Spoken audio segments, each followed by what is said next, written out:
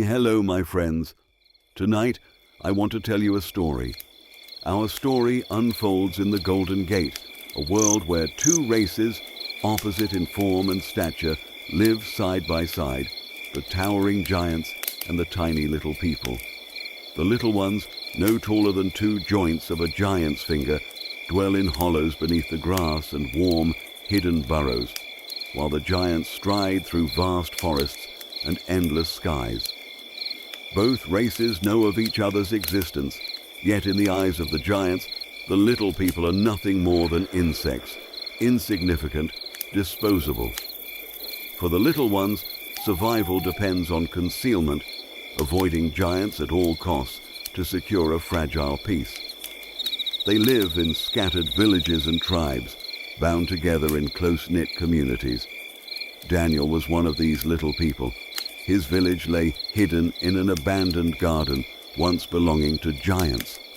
Raised by his mother, he grew up knowing only her care. But on his 18th birthday, tradition demanded that he live alone, an ancient rite of passage into adulthood. That day was both festival and trial, an ending and a beginning. Daniel had long awaited it with excitement. He was slender but strong, with eyes that burned with curiosity and a stubborn light. On the morning of his 18th birthday, Daniel rose early. He chose his best clothes, combed his hair neatly, and smiled to himself as though preparing for some great feat. Neighbors gathered on the grassy field at the heart of the village. The sound of deep strings mingled with the high whistle of flutes. Blessings drifted through the air like a gentle breeze. When the moon rose, the circle of fire and the songs became one. Daniel stood at the center, receiving each hand on his shoulder, each warm wish, each cheer that felt both comforting and bittersweet as he gazed toward the unknown future. Leaving his family behind, Daniel began his independent life. At first, all went well. He knew how to labor, how to care for himself. He ate on schedule, rose early, and tended the small garden outside his burrow, which sustained him. Time hardened his muscles, broadened his frame, sharpened his face. With his body, his pride also grew, and, curiously, the admiring glances and careless compliments of neighbors began to strip him of humility. From cheerful, Daniel grew arrogant. He scolded the baker for hawking bread too loudly in the morning and disturbing his sleep. He mocked the widowed Anne with thoughtless jests. He spoke to others with haughty airs, dismissing their patience as submission. The villagers endured in silence, unwilling to shatter harmony. Daniel mistook their restraint for fear, their politeness for awe.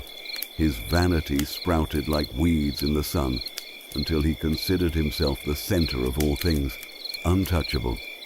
Tom, his neighbor, was different. Frail, thin, lame since birth. Tom walked with a limp. He tended a small patch of vegetables and often shared his produce with others. His smile was gentle, his heart unguarded. To Daniel, Tom was an easy target, a plaything for ridicule. "Hey, Tom, you walk like a turtle," he would sneer, half in jest, half in scorn. Tom only smiled faintly, bent over his plants, sadness hidden in silence. One sweltering noon, Daniel found Tom sitting idly by his window, eyes distant. "Come out, don't sit like that," Daniel urged, half an invitation, half a push. Out of trust, out of courtesy, Tom nodded. Together they strayed beyond the safe borders of their kind, past the reeds, into a meadow where a giant often napped beneath a massive tree. Daniel's mischief was simple, childish. Poke the giant for sport, then boast of it later to his friends. He plucked a stalk of dry straw, crept near, and daringly tickled the giant's nose. The giant stirred. A sneeze erupted like thunder. He awoke, face flushing with rage. The fury of giants was unlike that of little people. It was a storm, each stomp quaking the ground, each roar scattering birds into the sky. Daniel's heart froze. He bolted with all his youthful speed. Tom stumbled after him, but his crippled legs could not keep pace. In his blind wrath, the giant stepped forward and, with one crushing foot, ended Tom's life. It happened in an instant, a cry, a tremor, then silence. Daniel stopped, chest heaving, and saw Tom's body broken upon the grass. Pride, once his armor, shattered into grief. He returned home like a ghost. Evening fell over the village, but Daniel no longer saw beauty in twilight. He locked himself inside his burrow, shut away from the world. For days he sat motionless, eyes brimming but tears refusing to fall. Hunger gnawed, but he would not eat. He stared at the wooden wall, as though his guilt might carve itself into it. Memories of Tom haunted him. His shy smile, his slow walk, his quiet kindness. Again and again the questions returned. Why did I drag him out? Why did I not protect him? Regret was no fleeting ache. It was a swarm of wasps lodged in his chest, stinging endlessly. Daniel knew he had wronged a friend who trusted him. A childish prank had stolen a life. The knowledge crushed him until he could not move. Outside, life continued. The baker's call, children's laughter, the distant rumble of giants. But within Daniel's hut, time stood still. He sealed himself in darkness, punishing himself with silence, drowning in remorse. Something deep within him was breaking, though he did not yet know what would rise from its ruins. Yet fate was not finished with him. One morning, when Daniel dared peek outside, two colossal shadows loomed, children of giants. To adult giants they were small, but to Daniel they were mountains of flesh, their hands broad as wooden planks. Their eyes sparkled with cruel delight at the sight of tiny people. These giant children came not by chance. Tormenting the little ones was their game, practiced and perfected. They snatched them swiftly, stuffed them into baskets and cages with playful ease. Daniel barely had time to think before a massive hand pinched him up, a flick of a giant finger knocking him senseless. When he awoke, he lay in a basket among trembling captives. Above, laughter rang out like bells. "You will fight," one child declared, voice shrill with glee. "The winner eats. The loser stays until I'm bored." The little ones were herded into a dirt ring, forced to battle for their captor's amusement. Daniel recoiled at the sight. Broken noses, limp bodies, cries smothered beneath roars of delight. Tom's death flashed before his eyes. His heart twisted, yet his own strength, honed in solitude, now marked him for survival. Thrown into the ring, he fought another little man, a hapless soul caught while picking fruit. The struggle was short and brutal. Daniel's youth and speed gave him victory. Cheers shook his ears, and a feast of bread, meat and apples was tossed before him, luxuries beyond measure. His opponent lay bruised in the corner. Again and again he fought, and again he won. Each triumph brought food, rest, and praise. The children crowned him champion, their toy gladiator. Pride, once crushed, now returned, fed by cheers and meat. His arrogance grew monstrous, but victory soured. One evening, facing Ryan, a stubborn yet frail fellow captive, Daniel struck too hard, too fast, and left him bleeding in the dust. The laughter of the children rang hollow. The crowd of captives fell silent. An old man, scarred and wrinkled, stepped forward, Nathan. He knelt beside Ryan, then turned and struck Daniel to the ground. "You think strength gives you the right to do as you please." Nathan's voice was quiet, but sharper than steel. "These are your people. You've forgotten their worth, forgotten their names, lost in scraps tossed to you by monsters. The words pierced Daniel's heart like ice water. He saw his hands, stained with blood not of giants, but of his own kind. Tom's smile returned, Ryan's broken body, the eyes of his fellow captives, fearful, pleading. Something inside Daniel cracked. That night, Nathan whispered of escape. He spoke of loose planks, hidden cracks, shallow streams where water no longer ran. Hope stirred within Daniel, not for glory, but for redemption. Together they plotted in shadows, waiting for the right moment. And on the fourth night, beneath a waning moon, they slipped through the cracks, crawling under fences, fleeing into tall grass. The night wind chilled their skin, but their spirits surged with freedom. Behind them, the laughter of giants faded. Ahead, the uncertain path awaited. For the first time, Daniel's strength was used not for pride, but to save lives. A seed of change had been planted. His journey was only beginning.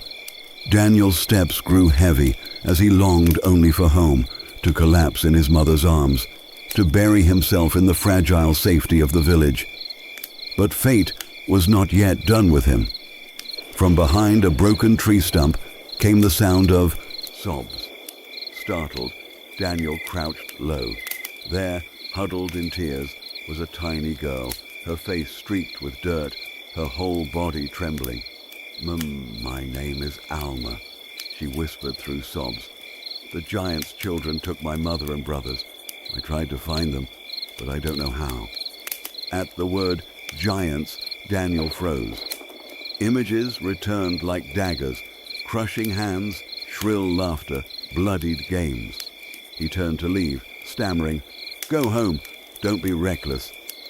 But Alma's desperate cries cut through him like knives. When she explained that the children, furious at his and Nathan's escape, had scoured the land and captured her family in revenge, Daniel's breath caught. His heart clenched. Others were paying for his sins. He clenched his fists, knelt, and placed a steady hand on Alma's shoulder. "I'll help you," he said. Night fell. A crescent moon hung over the oak. The giant children sprawled asleep, their bellies full, crumbs of bread clinging to their lips. Their snores rumbled like distant thunder. By their side lay a massive black cat, its golden eyes gleaming watchfully in the dark. Daniel crept low, Alma beside him, trembling. A giant cage loomed, and within it, Alma's mother, her brothers, and several other captives huddled together. "We have one chance," Daniel whispered, "when they're deep asleep." Alma nodded, eyes wide. Daniel reached the lock, thick as a tree trunk. He drew from his pouch a bent needle he had kept from his time in the cage. He pried, heart racing. A faint click sounded. At once the cat's eyes flared. It rose, claws scraping the ground with a hiss that froze Daniel's blood. "Run!" Alma gasped. "No!" Daniel growled. If he fled, they all would die. He hurled a twig into the brush. The sound drew the beast away. In that heartbeat, Daniel forced the lock open. "Go!" he hissed. Alma flung herself into her mother's arms, the captives spilling out, but the rustle of grass betrayed them. The cat turned, eyes blazing. It lunged, a shadow of death. Daniel did not hesitate. He shouted, bolting in the opposite direction, drawing its wrath onto himself. The ground shook beneath its chase, claws raking the soil inches behind him. One swipe grazed his back, tearing air. Ahead, a hollow in a tree beckoned. He dove inside just as the cat struck, claws gouging the trunk, too large to follow. It growled, raged, but the prey was beyond reach. Snarling, it turned away. Only then did Daniel crawl out, drenched in sweat, his body quaking. And yet he smiled. Alma and her family were safe. At dawn, Daniel guided them to a safe path. Alma clasped his hand tightly. "You risked your life for us. I'll never forget." Daniel only nodded, then turned alone toward his village. But when he arrived, his heart broke. Houses were crushed, gardens trampled, the land scarred by giant feet. By grace, his people had survived, hidden deep in the earth. When they saw him return, they rushed forth, tears and laughter mingling. His mother's arms wrapped him, trembling with joy. That night, by firelight, Daniel stood before them all. His voice rang clear. "We cannot live forever in fear. We must seek a new land, far from the giants. There we will rebuild and live in peace." The villagers nodded. His mother's tears shone in the flames. For the first time, Daniel felt truly grown, not the arrogant youth of before, but a leader who carried hope. After a few days, he packed his belongings. Quietly, without farewell, he set out. He looked back once at the village of grass huts and warm burrows, a promise burning in his heart. "I will return." Daniel followed a narrow path through the tall grass, the evening sun filtering through the leaves, casting mottled patterns on the ground. Suddenly, a strange sound echoed ahead, thrashing, mixed with desperate, ragged breathing. "Help! Someone, help!" Startled, Daniel sprinted toward the sound. Before him was a chilling sight, a sturdy little man dangling helplessly in a giant spider's web. The thick, white strands bound his body tightly, restraining every movement. Nearby, the sticky traces on a branch warned that the venomous spider was close. "Stay calm," Daniel whispered sharply, his eyes scanning for a way out. The trapped man gritted his teeth, voice taut with frustration. "Curse it all! One careless step! How humiliating! If that spider returns, even my strength will be useless." Daniel drew the small knife he always carried and rushed forward, slicing through the strands of silk as thick and strong as rope. The first strand snapped, and the prisoner exhaled in relief. "What's your name?" Daniel asked while cutting. "Petter," the man answered between breaths, his eyes still fierce.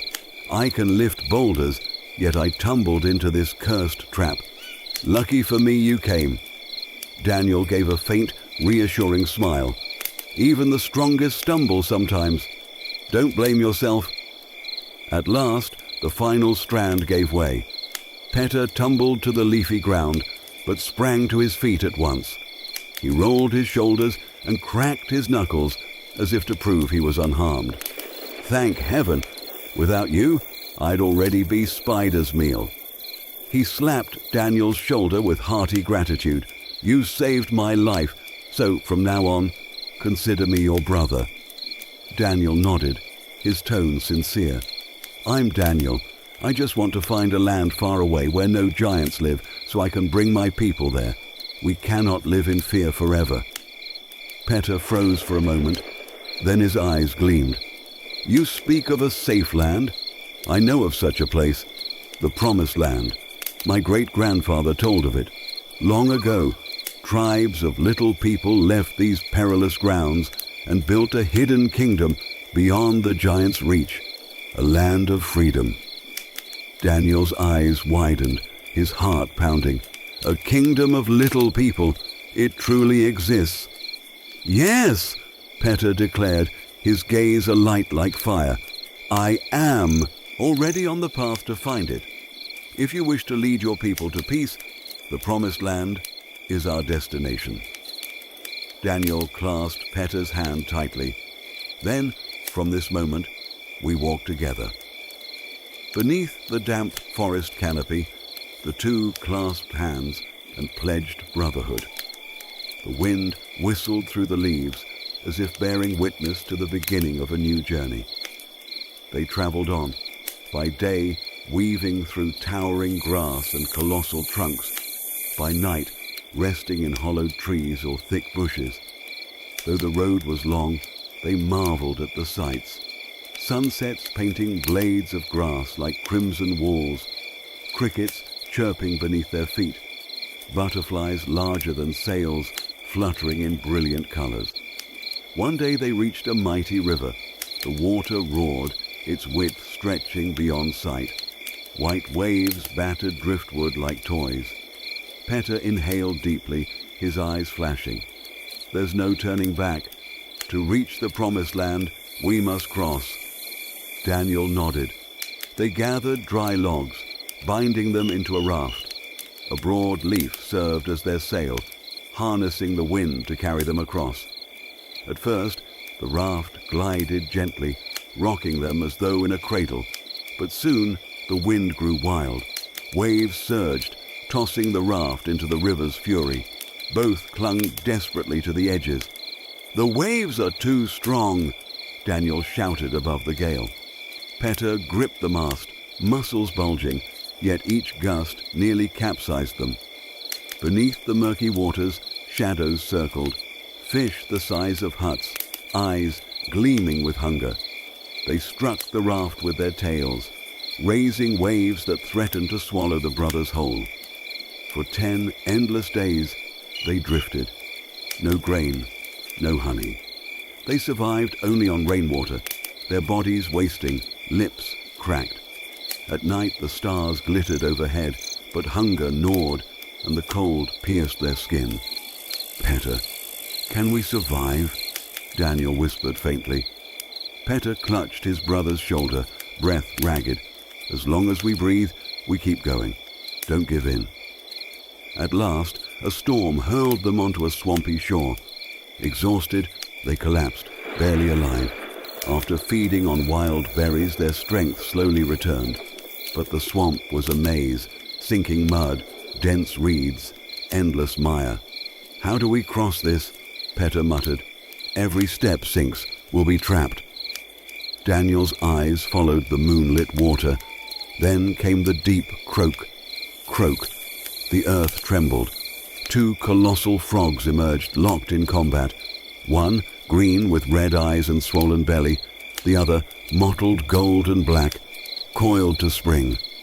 They crashed together, mud splattering. "They're fighting, probably over prey," Daniel murmured.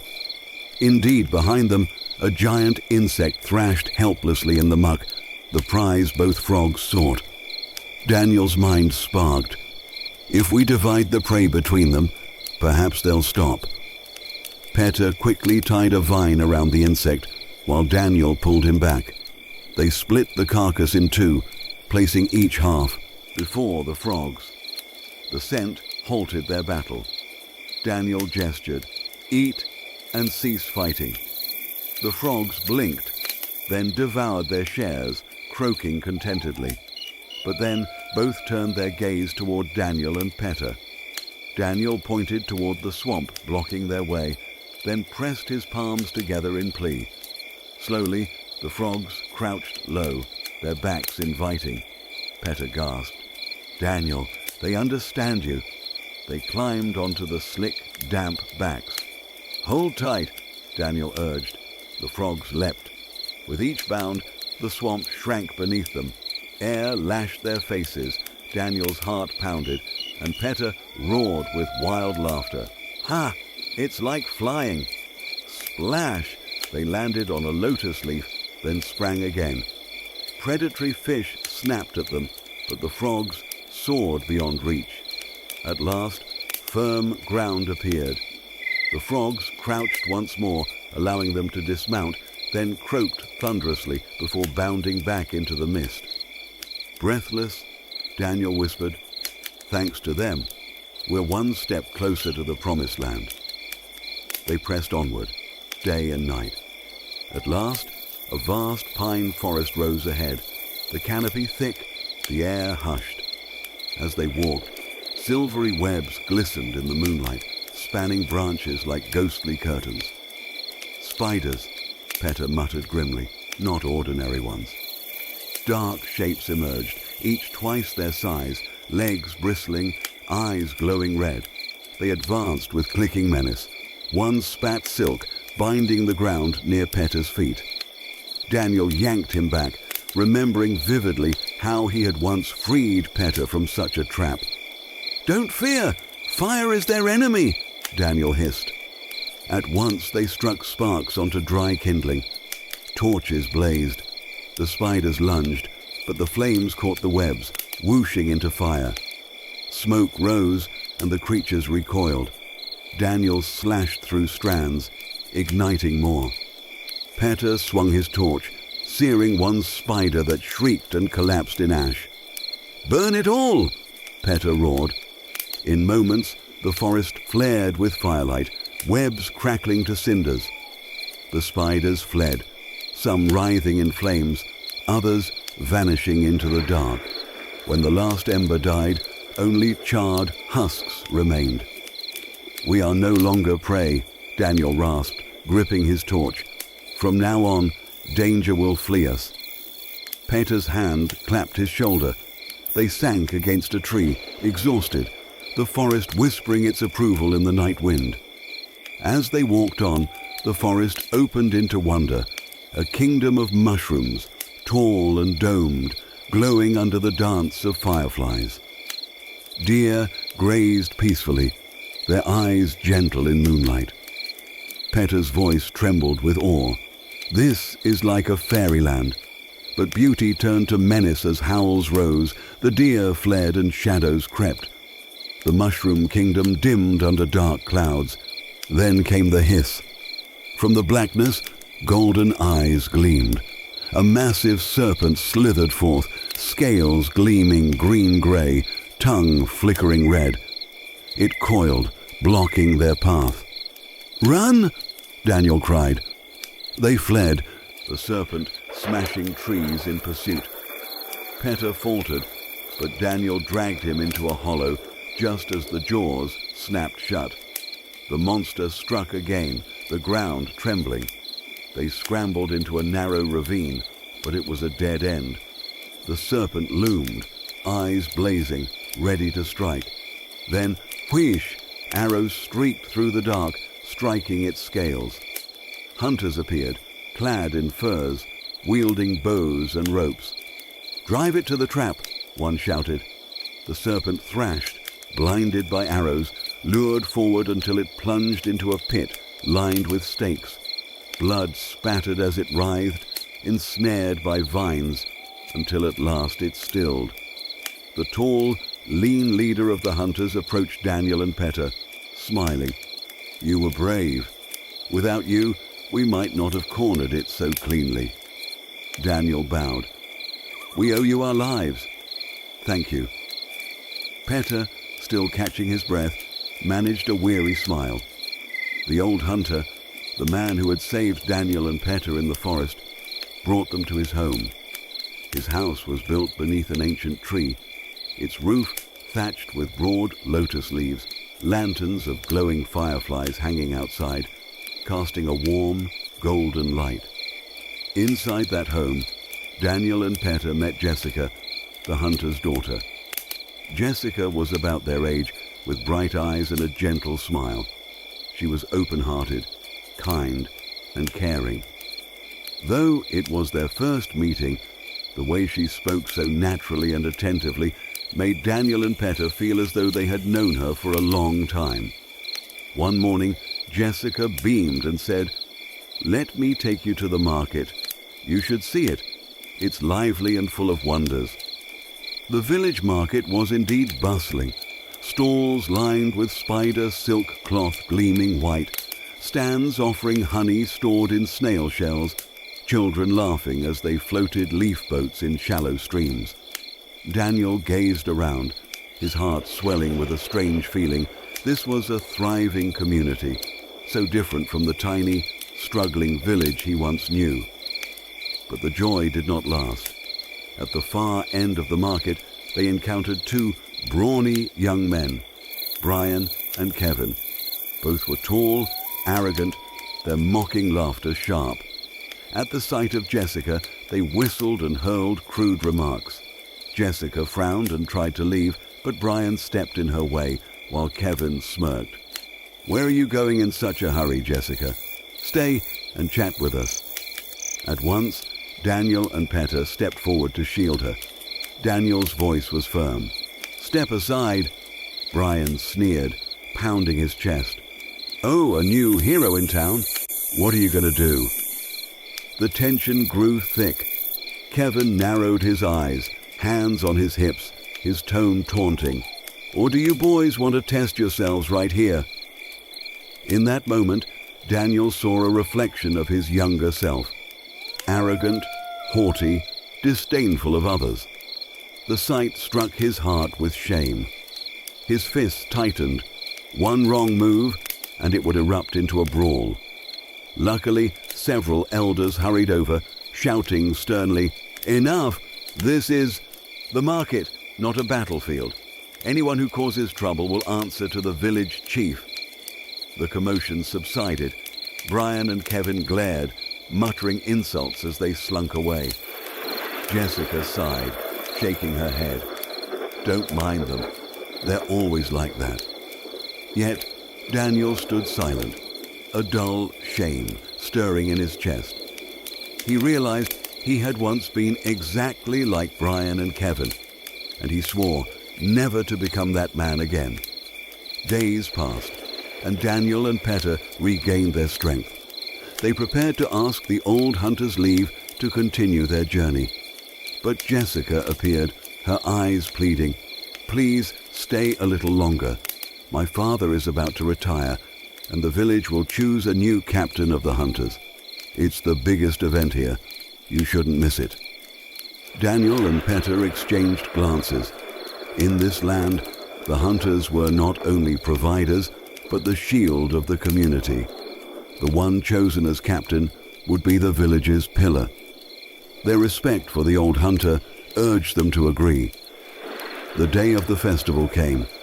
Beneath the ancient tree, the square was filled with villagers. The drums thundered, spirits soared. Daniel and Petter sat with Jessica, content to watch.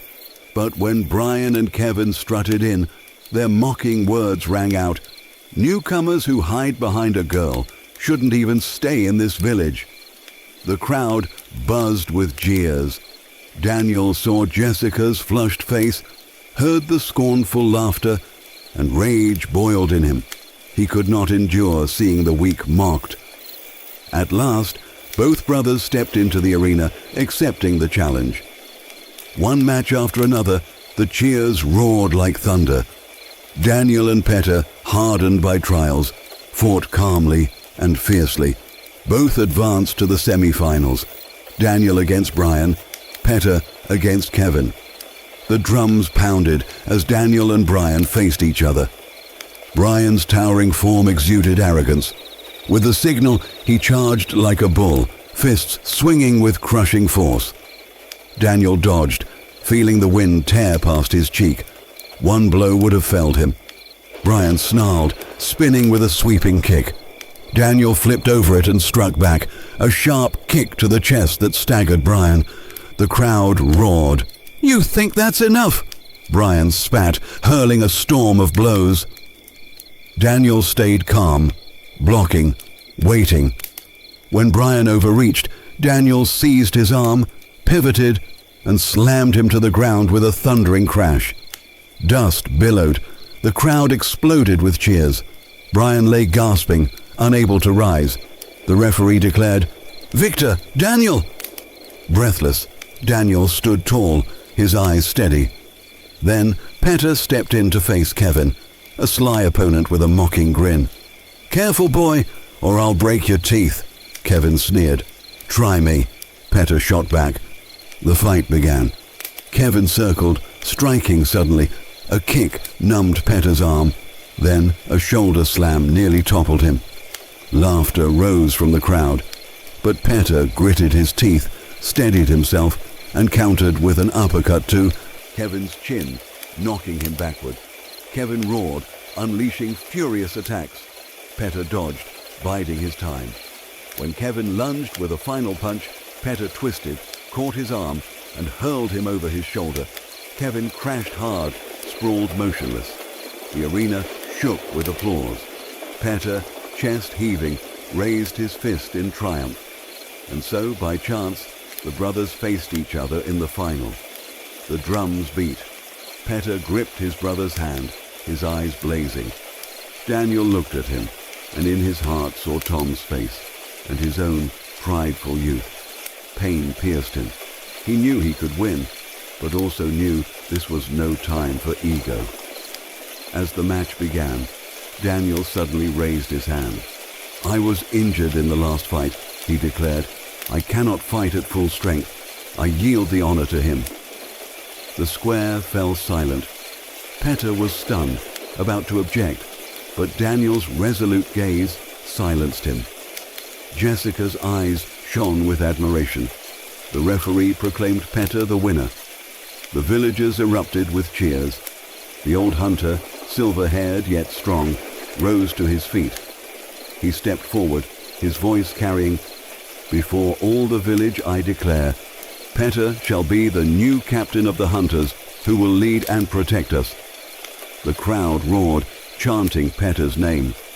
But amidst the celebration, Petter's face burned red. He shook his head frantically. "No, I can't. I'm not from here. I joined only to compete, never to claim this role. I'm not worthy." The square buzzed with protest. An elder struck his staff on the ground. "Nonsense! Victory must be honored. This is our law." Another voice rose. "We need a strong captain, and you are the best. You cannot refuse." The old hunter placed his hand on Petter's shoulder. "Son, I understand your hesitation, but this title is not only honor, it is responsibility. The village needs you." Petter's heart pounded. In his mind, the road stretched onward, the promised land still far away. He could not stay. His eyes sought Daniel's. Daniel's calm gaze met his. With a faint nod, he gave the silent message, "Accept for now." Petter raised his hand, forcing a smile. "If this is the will of the people, I accept." Thunderous cheers erupted again. That night, the village shone with festivity. Firefly lanterns lit the air. Tables overflowed with honey, fruit wine, leaf cakes. Songs echoed through the valley. Petter was toasted again and again, his face flushed with drink. Daniel leaned close, tapping his cheek. "That's enough, Petter. Wake up. We must leave." Half dazed, Petter blinked, sobering. Quietly, the brothers slipped away from the feast, hearts heavy. Daniel whispered hoarsely, "To leave like this, it feels wrong. No farewell to the old hunter or Jessica, after all they've done for us." At the forest's edge, they halted. A familiar figure waited on the path. The old hunter himself. His weary but gentle face softened. "I knew this place could not chain young hearts. Go, seek the place that belongs to you." He drew out a worn scroll of hide, tossing it to Daniel. "This is the map to the Promised Land, passed down for generations as a treasure. I once dreamed of reaching it myself, but duty bound me here. Now you must fulfill that dream." Daniel caught it, his hands trembling, tears in his eyes. "But what about you?" The old hunter smiled. "Do not worry for me. I will tell the village I shall remain captain a few more years until one truly worthy arises. As for you, walk your path to the very end." Daniel bowed, overwhelmed. Petter gripped the old man's hand, speechless. Behind them, the village lights flickered. Before them, the forest loomed. Two worlds divided, and their path was clear. Thus, Daniel and Petter set forth again, carrying the map, bound for the Promised Land. Before them stretched the forbidden forest, trees towering sky-high, vines tangled thick, mist blanketing the ground in a suffocating shroud. Silence pressed down, broken only by the faint hiss of wind and the drip of water from leaves. Daniel unrolled the map, his eyes hardened. "Daniel, the shortest path to the Promised Land is through here." Beneath the words "Forbidden Forest" was only one note: dangerous. Petter hesitated, fear flickering in his gaze. But at last he nodded. They could not take the long way. Together, they stepped into the mist. The deeper they went, the thicker the fog. For the giants, this forest was a veil. They avoided it. Their vision swallowed whole. But for the little people, it was still passable. They clung to roots, squeezed through walls of vines thick as a man's body, and climbed over ridges of twisted roots. Every step felt like sinking deeper into the throat of some great beast. Then it came, the scent. A strange purple blossom spread its perfume through the air, threading into their lungs. Daniel's head swam. Peta staggered. Peta's vision. Illusion flowers. The dark forest dissolved. Peta stood in a blazing square of light, music and drums thundering. Crowds of little people surrounded him, cheering. Villagers. Peta, Daniel, the heroes have arrived. A golden wreath was placed upon his head. They lifted him high, passing him from hand to hand like a god. Tables stretched into infinity, laden with meat, honey wine, ripe fruit. Peta laughed aloud, his chest swelling with pride. At last, he was no longer the orphan boy despised, but a hero, honored, adored. He stretched out his arms, drunk on glory, forgetting everything, his hardships, the journey, the promised land. Daniel's vision, illusion. Flowers for Daniel, the fog melted into a sunlit path. And at its end stood John, his eyes warm, his smile gentle. John, Daniel, you left me once. Will you leave me again? The promised land. Lies. Stay with me, and we'll never part. Daniel's heart convulsed. Memories pierced him. Shared meals, laughter, promises. And then, John's fall, his eyes wide, accusing, drenched in blood. The wound had never healed. Now, John reached for him again. Just one step, and the torment would end. Sweat poured down Daniel's brow.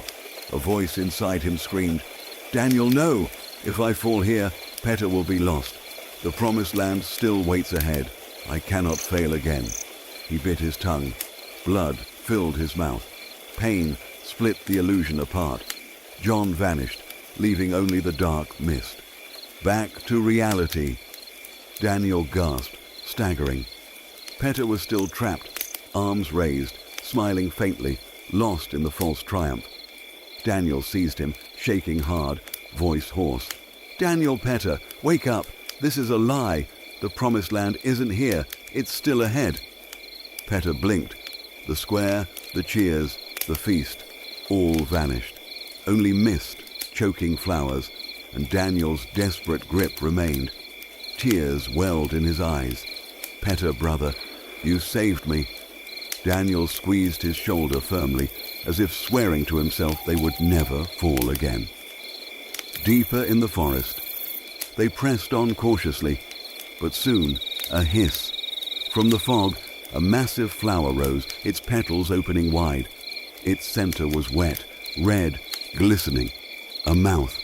Suddenly, a vine lashed out, seizing Peta's ankle, dragging him toward the gaping maw. "Daniel, Peta!" Peta's scream caught in his throat as the flower pulled him closer. Daniel roared, "Daniel, piss on it, now!" Stunned, Peta obeyed. A stream sprayed across the flower's red heart. Instantly it shrieked, convulsing as though scalded. The vine recoiled, flinging Peta across the ground. Daniel rushed to haul him up, but more vines slithered out, writhing like snakes, sweeping the ground, probing for prey. Daniel hissed, "Daniel, play dead. Don't breathe." They flattened themselves to the earth, hearts hammering, lungs burning. Cold tendrils brushed across their shoulders, their cheeks. One twitch, and it would all be over. At last, the vines retreated, squirming back into the shadows. Silence fell. Daniel whispered, breath ragged, "Daniel, they're gone." Peta sobbed, clutching Daniel tightly. Days in the forest, they crept on, step by step, wary of every flower, every root. Mist choked their lungs, clothes hung in tatters, feet bled, time lost meaning. then light. One morning, Petter froze. Ahead, a shaft of golden sun pierced through the canopy. Both brothers broke into a run, stumbling, desperate. The mist thinned, roots gave way to a slope, and then they burst free. Wind rushed against their faces. The sun dazzled their eyes. After endless days of shadow, they were free. Behind them, the forest whispered, its leaves sighing like voices that still tried to hold them back. But Daniel and Petter had escaped its jaws. Daniel collapsed onto a stone, breath ragged. From his pocket, he pulled out the old map, its lines faded, but still clear enough to show the way. His finger traced two diverging paths. Daniel, one road leads to the sea, the other through the city of giants. Petter stared, then burst out laughing, shaking his head. Petter, the sea? For people like us, crossing it is madness. We have no ship, no strength to fight the waves. Daniel nodded. He knew the sea was impossible. The only path left was through the giant city, more dangerous still, where a single step of theirs could crush them like ants. Daniel. Then we choose the other way, but we must find a way not to be seen. Petter's eyes caught something in the distance, dark streams flowing out from the city walls. Petter, the sewers. If we move beneath, the giants won't see us. Daniel smiled faintly, nodding. Decision made. The brothers clasped hands, drew deep breaths, and walked toward the looming city. The tunnel was damp, reeking with filth. Daniel and Petter covered their noses as they pressed on. Petter's torch sputtered, its flickering glow casting their shadows against slimy, moss-streaked walls. Petter, muttering, "Hold on, Daniel. Better this stench than being seen by giants." Daniel gripped his wooden staff, forcing courage into his hands. But neither knew that in the darkness behind them, a pair of glowing yellow eyes watched. A sewer rat, enormous, fur matted with filth, teeth long and sharp as knives. Its snout twitched, breath hissing. Daniel, whispering. The rat. The beast lunged, claws clattering against stone. Daniel and Petter ran with all their might, the sound of its screeches filling the tunnel. It leapt along the walls, slamming down, jaws snapping inches from their heels. Ahead, Daniel spotted a gap between stones. Daniel, Petter, here. They dove inside. The rat slammed against the opening, its fangs gnashing, nearly catching Petter's leg. But its massive body could not squeeze through. It roared, claws scraping the wall, making the stones quake. Daniel swallowed hard. Daniel, whispering, "We wait. Let's see who tires first." The rat lingered, sniffing, its stench filling the crack where they hid. Time crawled by. Then, when it turned away for a heartbeat, Daniel lunged. The rat charged, but Daniel ducked back just in time. Its skull smashed against the wall with a thunderous crack. Daniel and Petter exhaled, trembling, then almost laughed at the clumsy sight of the furious beast. Daniel's eyes caught a faint glimmer above. "Daniel, Petter, look, a drain cover. That's our way out." Petter's eyes lit with hope. "Petter, then we can escape." Daniel, grimly, "Not yet. This is its domain. We must wait for the right moment." They crouched in silence. At last, the rat grew weary, its breaths heavy, eyes drooping. It slumped into sleep. Daniel signaled. Quietly, they slipped from the crack, scaling the slippery wall toward the faint light above. But then, a sound. The rat stirred. Its eyes flared gold once more. With a furious screech, it lunged. Daniel and Petter, together, run! They scrambled toward the grate, hearts pounding. The iron bars loomed overhead, rusted but firm. With desperate strength they leapt, clutching the bars. The rat reared, snapping at their dangling legs. Each jump brought its fangs closer, claws carving deep gouges into the wall. Daniel, gasping. "Petter, climb!" Petter hauled himself up, scraping against sharp edges, tearing his clothes. But he pulled through, collapsing onto the surface. He reached back, gripping Daniel's arm. The rat hurled itself upward, body slamming the wall. The grate rattled violently. Daniel almost fell. But with Petter's final pull, he scrambled free. Both brothers rolled onto the ground above, gasping. Sunlight washed over their dirt and blood-streaked faces. Below, the rat shrieked and clawed, but the iron grate held firm, trapping it beneath. Petter burst into shaky laughter, tears of relief in his eyes. "Petter, we're alive, Daniel." Then their breaths caught. Before them loomed the city of giants. Houses of stone and wood towered like mountains, roofs tiled red in endless rows. Roads of cracked stone stretched far, trembling under the wheels of colossal wagons.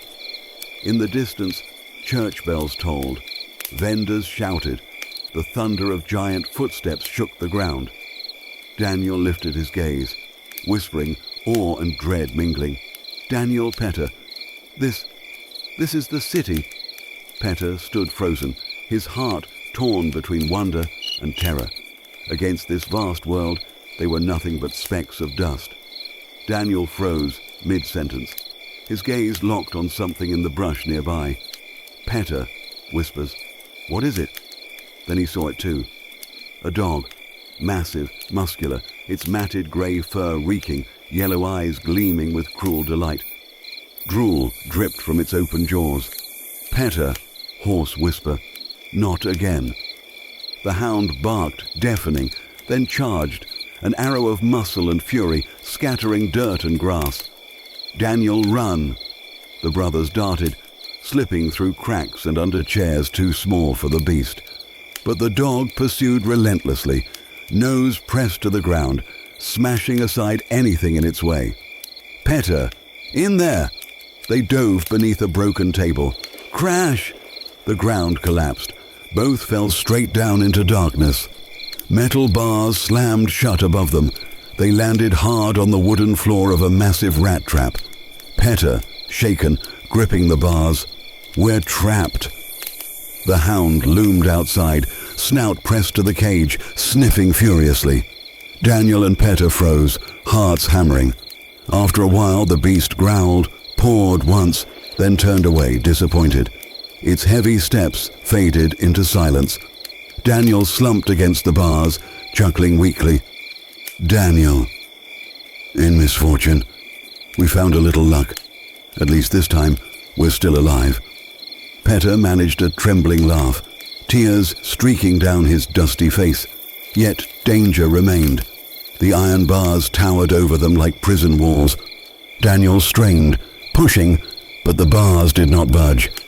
Petter clawed at the gaps, his palms raw. "Petter, these aren't for us. They're built for sewer rats. We'll never break them." Defeated, they sank to the floor. Dim light filtered through the cage, striping their faces with shadows. Daniel, all we can do is wait. Petter, waiting for doom, until a giant finds us. The silence thickened, then a tremor. Thud, thud, thud. Footsteps, heavy, deliberate, shaking the earth. Daniel and Petter clung to the bars, eyes wide. From the road ahead, a towering figure emerged. A giant man, broad as a fortress wall, hair tangled on his shoulders, coarse brown tunic hanging to his knees. He bent down, peering into the trap. Two enormous eyes, blue as twin moons, fixed on them. His mouth curved into a slow grin. Giant man. "Well, well, little people. Haven't seen your kind in ages. I thought you'd all hidden away in the forbidden forest." Daniel and Petter froze. They understood every word. Little folk could hear the giant's speech, but their own voices were too faint, too high-pitched for giants to ever hear. The man studied them, then rumbled a laugh. "Giant man. Perfect. I'll bring you home. Emma will be delighted to have company." His massive hand descended. Fingers thick as branches closed around the cage, lifting it with ease. Daniel and Petter clung to the bars, powerless. The giant carried them into his home. Upstairs, a door creaked open. Inside sat a girl, no more than 8 or 9. Her face was delicate, her great eyes pools of autumn water, but shadowed with sadness. She stared out the window, silent. The giant placed the cage on her bedside table. "Giant man Emma, look what I've brought you, new friends." The girl turned, her eyes lit up, wonder blooming. "Emma, little people, are they real? You said they'd all gone far away." She pressed a small hand against the cage, eyes sparkling. Petter's pride flared. Snarling, he lunged and bit her fingertip. "Emma, ow!" She pulled back in shock. Petter pounded the bars in fury, eyes blazing. The giant's voice thundered, "Giant man, enough!" He slammed a palm against the cage. The brothers were thrown to the floor, bruised and gasping. Daniel seized Peter, holding him down. "Daniel, stop! Don't waste your strength." The giant softened his tone, turning to Emma. "Giant man, my little one, do you remember Sunny the bird? Before it flew away, it promised to send you new friends. Think of these two as Sunny. They'll keep you company when I cannot." Emma gazed at the cage, nursing her finger. Curiosity glowed in her eyes. The giant left, door closing with a heavy thud. Silence fell. Emma leaned closer, whispering through the bars. "Emma, hello. My name is Emma. From now on, I'll call you Max and Leo." Petter seethed, ready to lash out again, but Daniel's firm grip held him back. They sat in silence, ignoring her attempts at play. After a while, laughter of children echoed from outside. Emma's gaze drifted to the window, longing shadowing her face. Daniel noticed. Why doesn't she join them? He wondered. Emma, father. Daniel and Petter stiffened. Fear coiled tight. Would she hand them over? The giant returned. Emma whispered, cheeks red. "Emma, I need to use the bathroom." He scooped her gently into his arms. Daniel's eyes widened. Her legs hung limp, lifeless. Emma was paralyzed. Before leaving, the giant dropped a chunk of bread into the cage. "Giant man, were they good, Emma? Not troublesome?" Emma smiled faintly. "Emma, they were good. I even named them Max and Leo."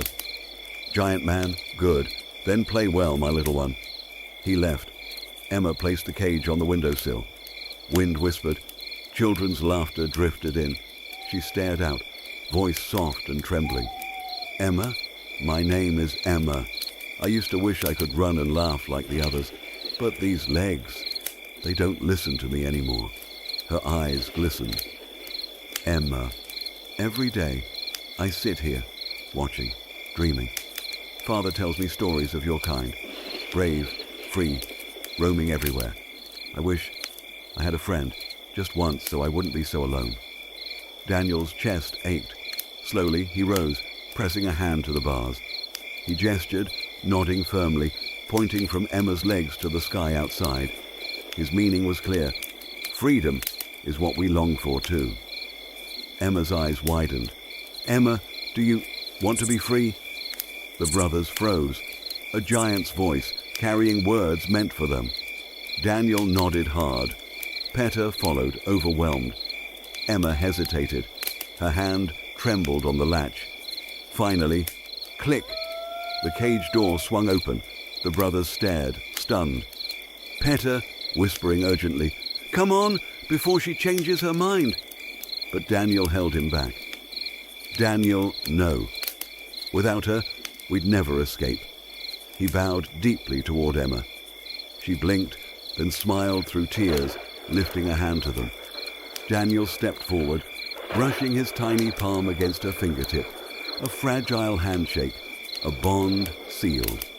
The door creaked open. "Giant man, Emma, are you hungry?" Daniel and Petter scrambled, hiding beneath Emma's skirt. The giant's eyes fell on the open cage. He paused, sighing. "Giant man, you set them free again, didn't you?" Emma lowered her head. Emma, yes. He had suspected as much, just as he once knew she freed Sonny, yet he had never scolded her. Emma burst into tears, clutching his tunic. "Emma, father, I just want to play, to laugh like the others." The giant held her close, voice trembling. "Giant man, my daughter. Don't cry, I'm here." Daniel and Peta watched, hidden, their hearts aching. Emma wiped her tears, then whispered, "Emma, Max, and Leo. They're still here." The giant frowned, scanning the room. Daniel took Peta's hand, and together they stepped into the open, trembling but resolute. Emma clutched her father's massive hand, voice trembling with urgency. "Emma, father, take them out of the city. If they try to leave on their own, the other children will surely catch them. I don't want them locked away again." The giant man studied his daughter, then looked down at the trembling yet defiant little figures before him. Slowly, he nodded. "Giant man, all right, my child. For you, I will." He lowered his enormous hand. This time, it wasn't forceful. It was open, like a bridge. Daniel and Peta exchanged a look, then stepped onto the vast palm.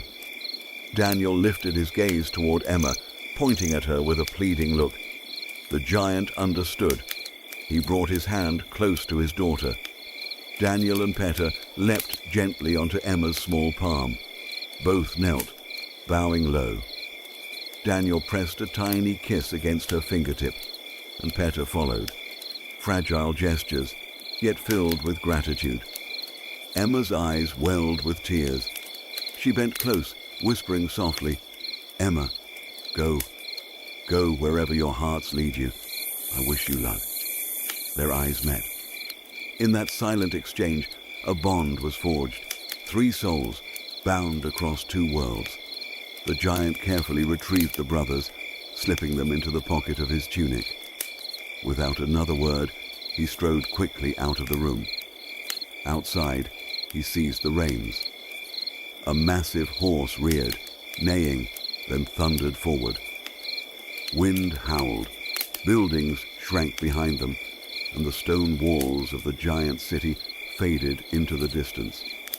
Under moonlight, silver washed the lonely road. After a long ride, the giant slowed, halting in a desolate clearing. He lowered Daniel and Peta gently onto a moss-covered stone. He did not speak. He only turned, striding away, his towering figure retreating into the night. The brothers stood still, watching him go. No longer just a stranger, he now seemed like a father, a back broad and strong, yet heavy with unspoken sorrow. Daniel and Peta lay on the stone, trying to rest, but Daniel tossed and turned, thoughts circling Emma's words. There are no more little people around here. He realized it was true. Since the Forbidden Forest, through all their trials, they had met no others of their kind. The silence was no longer frightening. It was confirmation. The little folk had left to seek a new home. Daniel's eyes shone. "Daniel," whispering, "Peta, we're on the right path. The promised land is still ahead." Peta nodded, heart burning with hope. The night air chilled, carrying scents of wild grass, the chorus of insects. Above them, the sky stretched vast and starlit. 2 tiny figures, yet within them, an unshakable dream. Daniel finally drifted into uneasy sleep. In his dream, a radiant gate opened at the horizon, thousands of little people waving, calling them forward. Sunrise broke. Daniel rose, slinging his worn satchel. Peta was ready at once. No words were needed. They clasped hands, eyes fixed on the endless road ahead. They left the mossy stone behind, stepping into fields that rolled like a sea of grass. The wild storks whispered in the wind. Every step was cautious. They skirted giant footprints, avoided the stench of predators. By night, they carved out small hollows to sleep, taking turns on watch. Days passed. At last, looming before them, a colossal cliff wall, jagged and weathered, scarred by storms and time. It rose like an ancient warrior, defiant against the sky. Daniel and Peta stood in awe.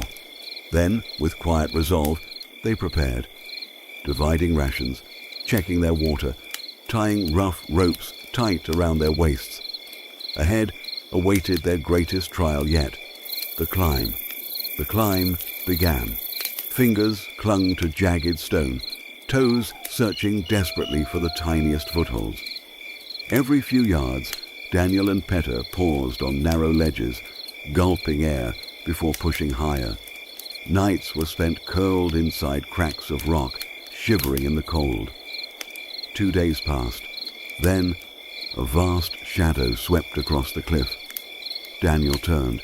His heart froze. A falcon, wings spread wide, talons gleaming like knives, dove straight at them.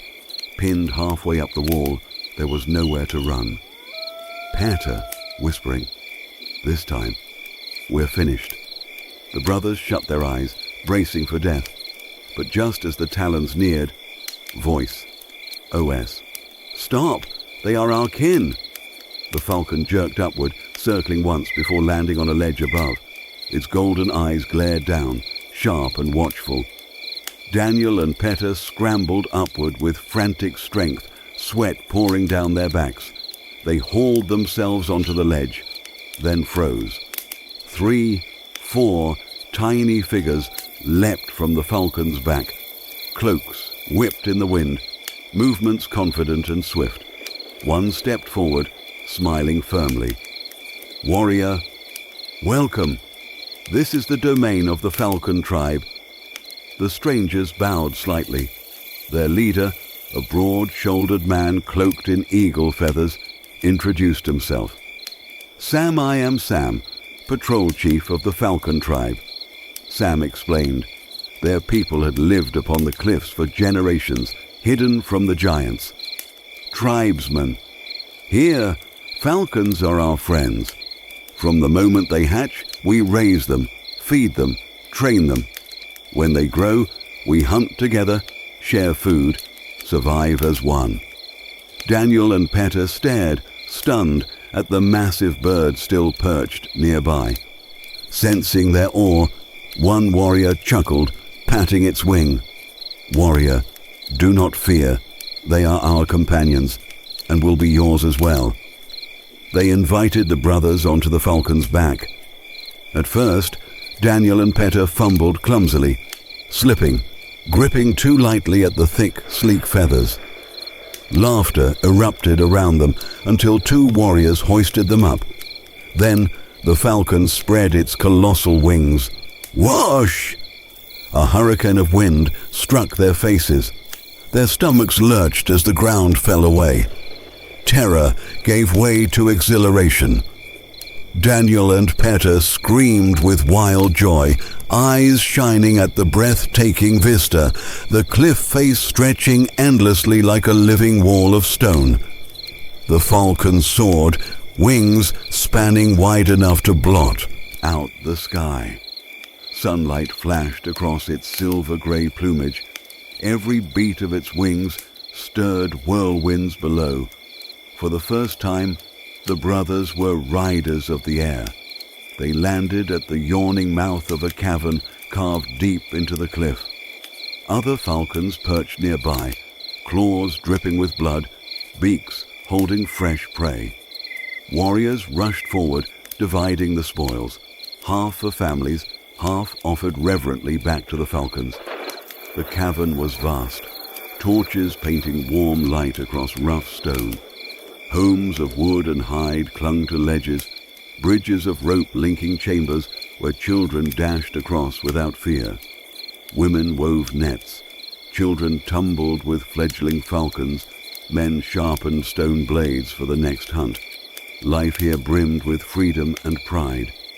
Peta's voice trembled. "Peta, Daniel, could this be the promised land? Sam only chuckled softly, shaking his head. That night, fire blazed. Rocks became banquet tables piled with roasted meat. Music and song shook the cavern walls. Daniel thought this feast was for their arrival, but no, the people laughed. Warrior, every night we return alive is reason enough to celebrate. Peta burst into laughter. Peta, this is paradise!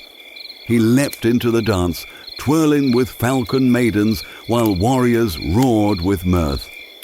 Sam poured Daniel a cup of fermented drink, eyes steady in the firelight. Sam, tell me, what road have you walked to come here? Daniel shared their journey, the forests, the giants, their hope of reaching the promised land. He unrolled the worn map. Sam studied it, then drank deeply. Sam, I have heard that name countless times. I have seen this map before. Since my youth, many have come, just like you, hearts burning with hope. They spoke of the promised land at the world's end. He stared toward the cavern's mouth, where falcons tore at their share of meat. His voice darkened. Sam, but I have never seen one return. They go and vanish. Perhaps the land is real, so wondrous no one comes back. Or perhaps it is only a dream, an illusion we tell ourselves. He turned back, eyes gentle yet heavy with sorrow. Sam, I will not urge you forward, nor will I stop you. But know this, once you walk that path, there may be no road home. Silence fell. The fire crackled. Sam's words sank deep like stones into Daniel's heart. That night, after the feast ended, Peta snored drunkenly. Daniel lay awake, staring into the dark, Sam's warning echoing in his mind. The cavern bustled with life. Men brushed feathers, checked talons, tightened harnesses. Others sharpened weapons, fastened baskets. Falcons rustled their wings impatiently, sensing the hunt ahead. Daniel and Peta ran forward, eyes wide with eagerness. Peta, please, teach us, let us help. The young warriors laughed at their clumsy enthusiasm, but welcomed them kindly. Hands guided theirs, stroking feathers smooth, feeding scraps of meat to chicks, whistling short signals that made the giant birds tilt their heads in response. Even the falcons themselves lowered their golden eyes, bowing slightly, acknowledging their new friends. Then a powerful gust tore through the cavern mouth. Whoosh! A falcon swooped down, kicking up a storm of dust and stone. A tribesman leapt from its back, face pale, breath ragged. Messenger, tripping over words. Disaster! Hunting Squad 2. Two of our falcons were attacked by eagles, massive beasts, talons like blades. One is gravely wounded, the other lost in the clouds. The cavern fell silent. Only the restless beating of falcon wings echoed against the stone. Daniel and Peta shivered. For the first time they realized even these mighty allies were not invincible. Sam's voice thundered. Sam, prepare for battle! Chaos erupted, warriors seizing bows, ropes, stone spears. Falcons stamped and screeched, awaiting command. Daniel and Peta dashed after Sam. Sam, grim, explaining. Last year they appeared, two giant eagles, double the size of falcons, vicious beyond reason. They steal prey, claim territory, strike at both bird and man. Our arrows cannot pierce their armor of feathers. At best, we drive them off, but to kill them, we've never found the way. Daniel and Peta clenched fists. Daniel and Peta, we'll go too. We're not afraid of death. Sam frowned. Then, seeing their blazing eyes, sighed heavily. Sam, so be it, but you obey my command. Moments later, an aerial armada took flight. Dozens of falcons spread colossal wings, each carrying 5 tiny warriors armed and ready. At Sam's signal, the flock surged upward, a storm of feathers and wind. High above, two vast shadows wheeled, eagles, enormous and merciless. One screeched and dove straight for Sam's mount. "Sam, hold tight!" He yanked the reins. The falcon rolled, narrowly avoiding slashing talons. Wind howled, steel-bright claws grazed within a heartbeat. Sam fire. Arrows loosed. Dozens of shafts glittered in sunlight, striking, but bouncing uselessly from thick plumage. Sam roared above the storm. "Sam, aim for its head." The next volley found its mark. Arrows bit around the eagle's eye. It shrieked, wings thrashing, gale-force winds scattering the formation. The second eagle struck, talons slicing the sky like scythes. But the falcon riders, drilled by countless battles, wheeled aside, circling tighter, weaving a deadly net. Warriors shouted in unison, "Loose!" Again the sky rained arrows. This time, several pierced dangerously close to the eyes. Both eagles screeched, veering upward, climbing desperately. Then, beaten for now, they flapped wide wings and vanished into cloud, their cries fading into the blue. The warriors counted heads, a few scrapes, a few torn feathers, but no deaths. Relief mixed with dread. Sam stood at the cavern mouth, gaze hard on the horizon. Sam. We drove them off today, but we did not slay them. As long as they live, this cliff will never be safe. Daniel's fists tightened. Daniel, we can't just chase them forever. There must be a way to end it. Sam shook his head wearily. Sam. We tried. Brave men leapt onto their backs, striking at close range, but they were thrown aside like leaves in a storm. To fight them head-on is impossible. Daniel's eyes glinted. Daniel, if we cannot fight them head-on, then we lay a trap. Sam narrowed his eyes. Sam, a trap? What kind of trap? Daniel only smiled faintly. Daniel, you'll see. But first, let me ride one falcon. I need to study the cliffs, the terrain. Sam studied him in silence, then gave a sharp whistle. A massive falcon swooped down. A rider was already mounted, reins in hand. Sam swung up onto its back, then extended a hand to Daniel. Sam, come. I'll show you the summit. A falcon spreads its massive wings. With a single thrust, the bird and its three tiny riders, Sam, Daniel, and Petter, rocket skyward. The wind slams against Daniel's chest, stealing his breath. He clings tight, heart pounding, as the colossal cliff face unfurls before him. Jagged ridges, deep cracks, knife-sharp ledges. A natural labyrinth, both a death trap and, perhaps, the perfect snare for the giant eagles. Montage, days of labor. Daniel, inspired by the giant hunter's traps, sketches, crude plans in the dirt. Warriors hammer wooden stakes soaked in resin into the rock. Huge nets of hemp, sinew, and hide are woven and rigged with pulleys. Sharp stakes are set at angles in hidden crevices. False platforms are laid with moss and rotting leaves to disguise bait. Every detail is calculated. Anchor points buried deep, ropes drawn taut to hidden ledges, falcon riders rehearsing the exact moment to release the nets. The trap is ready. A narrow outcrop serves as the bait site. Slabs of meat, still steaming with fat, sizzle in the sun atop the false platform. Warriors crouch along the ridges, bows drawn, eyes strained toward the sky. Then they appear. Two dark shapes slice through the clouds. Eagles, enormous, circling, testing. Falcons screech and dive, drawing their attention lower. Hearts tighten in every chest. The predators wheel closer, eyes flashing. One falcon dares to land on the platform, tearing at the meat. For a breathless instant, everyone waits. But the eagles hesitate. They circle, feint, then suddenly dive. Dust explodes, A warrior nearly falls from his mount, clinging desperately to feathers. Screams echo. Then, just as suddenly, the eagle pull away, vanish into the edge of the clouds. Silence. Then a ripple of despair. The bait is not enough. The tribe gathers, grim. Warrior 1. I will be the bait. Warrior 2. No, me. Voices clash, fearless and desperate to avenge their kin. Daniel rises sharply, silencing them. Daniel. No, this was my plan. I'll take the risk. If it fails, the fault is mine. No more of you will die for this.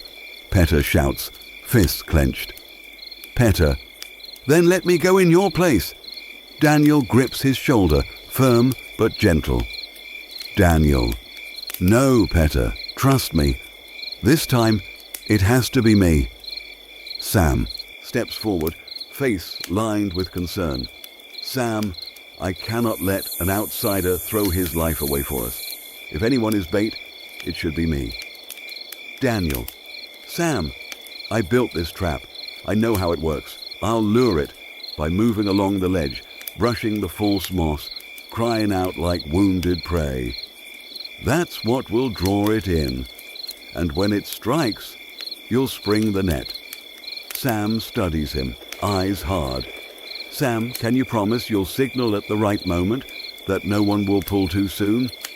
Daniel meets his gaze, unwavering. Daniel. I promise. I'll be tied with ropes watched from above. Petter will stand below to guard me. No one else will pay the price for my plan. A long silence. Then Sam exhales heavily. Sam, so be it. But every precaution, every safeguard must be in place. At the first sign of danger, the net comes down. Understood? The warriors nod grimly. Petter clasps Daniel's hand, eyes wet. Sam raises his voice. Sam, prepare!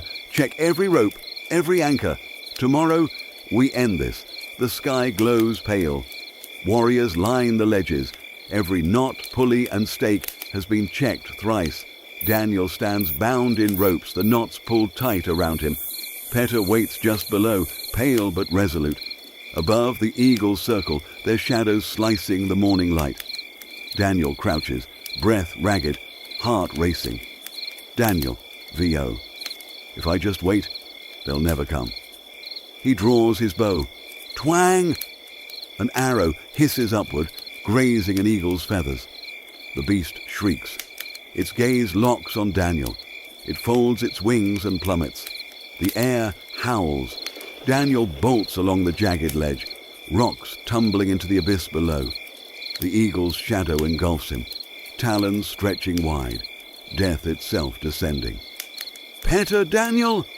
Daniel leaps, straight onto the moss-covered platform. Crash! The trap springs. The false floor collapses, hidden stakes thrust upward. The eagle impales itself, spears driving deep through its armor of feathers. It thrashes, wings beating like thunder, shrieks shaking the sky. But the more it fights, the deeper the spikes bite. With a final scream, the beast collapses. Blood runs dark over the stone. The second eagle screams in fury, then fear.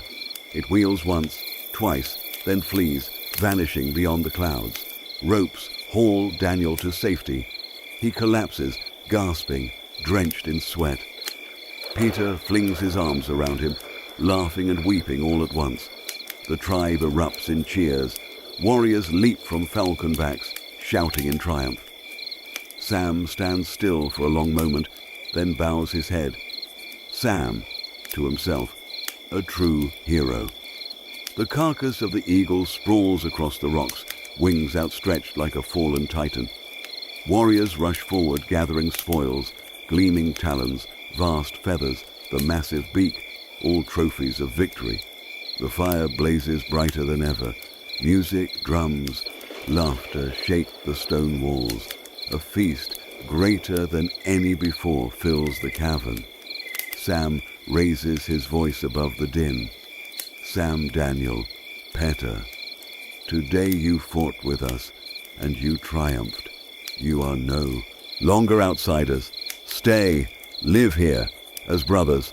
The tribe roars in approval.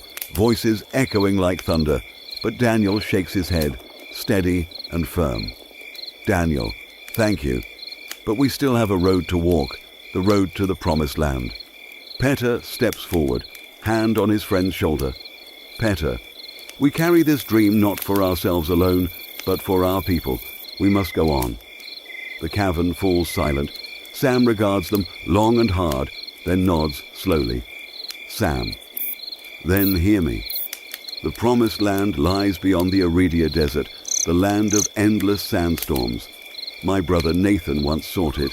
He swore he glimpsed its light at the desert's edge, but he never returned. Daniel freezes. Daniel Nathan, he was your brother? Sam frowns, puzzled. Sam, yes, the greatest falcon rider of our tribe, but you know him? Daniel's voice trembles. Daniel, he saved me. Without Nathan, I would not be here. He was my guide, my redeemer. Petter stares in awe. Petter, so the Nathan we met was your kin. Sam's face softens, grief and recognition mingling. Sam, then fate has bound us together, and if Nathan's path led into Aridia, perhaps yours must too. Daniel clenches his fists, eyes blazing. Daniel Vio, even if the desert devours me, I will find the promised land. And Nathan's trace. The entire tribe gathers to send them off. At the center stands the mightiest falcon of all, its wings glowing golden under the rising sun. Sam, this is our finest bird. From this day, it is yours. May it carry you closer to the promised land. Daniel lays a trembling hand on its warm feathers. Daniel, it will understand a brave heart. That is enough. Petter laughs, stroking its massive beak. Petter, from here on, our lives are in your wings, friend. The brothers climb onto its back. The falcon spreads its wings, wind roaring like thunder. The tribe waves cheering, flutes singing their farewell. Daniel and Petter turn, raise their hands high in salute. Then the falcon surges upward, vanishing into the boundless sky. Two tiny riders carried toward the desert of Aridia and the shining promise that awaits beyond. For 3 days, the falcon glides in short bursts, resting on lonely outcrops between seas of dying grass. By day, it rides warm air currents. By evening, it hides in the long shadows of sandstone ridges. Dawn after dawn, the horizon shifts, from pale dust to towering golden dunes. Before them lies Aridia, a living ocean of sand. Dunes heave like waves, glittering under the merciless sun. Weathered stone pillars stand like sentinels, their shadows fractured across the blinding white. The air is so dry it crackles. Each grain of sand rattles like broken glass. The falcon lands near a sandstone cleft. Daniel leans against the rock, replaying Sam's warning in his mind. Sam, Vio. Aridia kills with 3 blades. Heat and cold, sandstorms, and thirst. Petter nods, repeating the rules like a prayer. He unpacks their supplies. Water skins sealed with wax, filtering reeds, black cloth for head wraps, dried meat, flint, thread, thorny branches for fire. They prepare carefully, wrapping faces, sealing water tight, draping the falcon in a sand-colored cloth. Daniel checks the wind by letting sand run through his fingers. Daniel, the wind's steady. We'll fly low, follow the shadows. Petter, eyes fierce above his scarf, and drink to live, not to quench. The falcon surges forward, carrying them into the golden abyss. Montage. Days in Aridia. Morning flights. Noon hiding beneath stone ledges. Evening marches across cooling sand. Daniel checks water with a tap on the skins. Petter measures ration by sound. By day, heat scorches like a white blade. By night, cold bites to the bone. They huddle beneath furs, pressed to the falcon's warmth. Above, stars blaze like frost over the desert. XT. Desert. Afternoon. Daniel halts, staring at the horizon. Darkness swells. a wall of swirling sand rising like a beast. "Daniel, sandstorm! Get down!" The falcon dives into a rock fissure. They throw furs over the entrance. The world explodes. Wind howls. Sand lashes stone like a million knives. Daniel and Petter press flat, clutching each other, while the falcon spreads its wings as a shield. Time shatters. Then silence.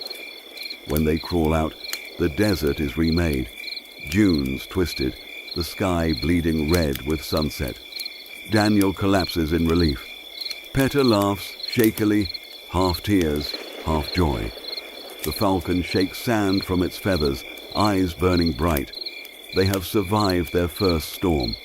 The sky is copper when they see it, black shapes, half buried in gold. They descend.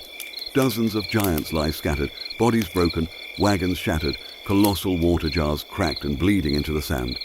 A graveyard of the storm. Petter, my God, an entire caravan, buried alive. Then a sound. Voice, OS, water, water. Daniel sprints toward it. A giant, gaunt and sunken-eyed, lies dying. Daniel's voice rings out, "Daniel, we can save them." Petter, terrified, "No, if they wake, they'll crush us like insects. We need to leave." Daniel, "No, they're dying. We have to try." Together they strain to roll a massive water skin. With the falcon's help, they drag it to the giant's lips. Daniel hacks the seal open. A stream pours out. "Daniel, drink! Now!" The giant swallows greedily, life surging back with every gulp. Daniel and Petter repeat the act with others, dragging, prying, bleeding themselves dry in effort. One giant stirs, staggering to his knees, eyes wild. Giant food. Food. His gaze locks onto the tiny figures. With a guttural roar, he lunges, hand sweeping like a falling tree. Daniel rolls aside at the last instant. The giant crashes down in the sand, stunned. Petter, crying out, "See, I told you, they'll kill us if we stay." Daniel, breath ragged, refuses to back down. Daniel, "No, it's hunger, not hate. Help me, find the food." They scramble to broken wagons, prying loose sacks of beans, bread and salted meat. With the falcon's aid, they scatter crumbs and chunks before the writhing giants. Hands the size of boulders tremble, grabbing at morsels, chewing, swallowing. Slowly the raving turns to steady breaths.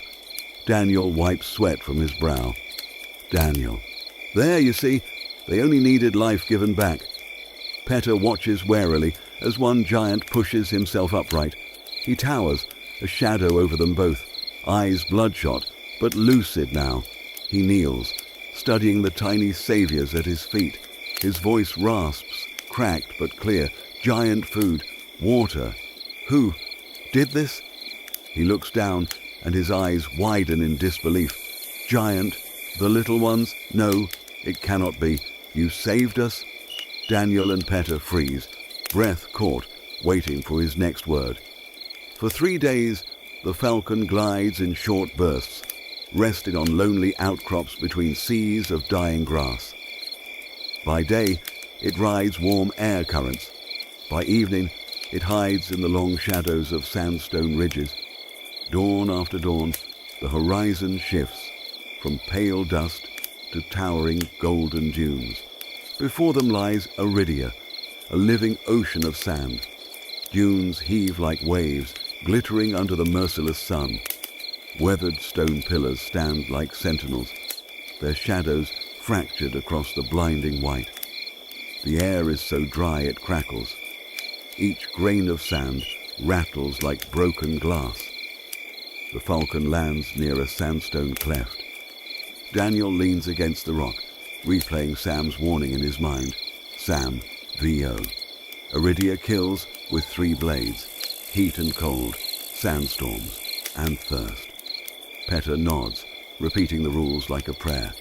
He unpacks their supplies, water skins sealed with wax, filtering reeds, black cloth for head wraps, dried meat, flint, thread, thorny branches for fire. They prepare carefully, wrapping faces, sealing water tight, draping the falcon in a sand-colored cloth. Daniel checks the wind by letting sand run through his fingers. Daniel, the wind steady, will fly low, follow the shadows. Peta, eyes fierce above his scarf, and drink to live, not to quench. The falcon surges forward, carrying them into the golden abyss.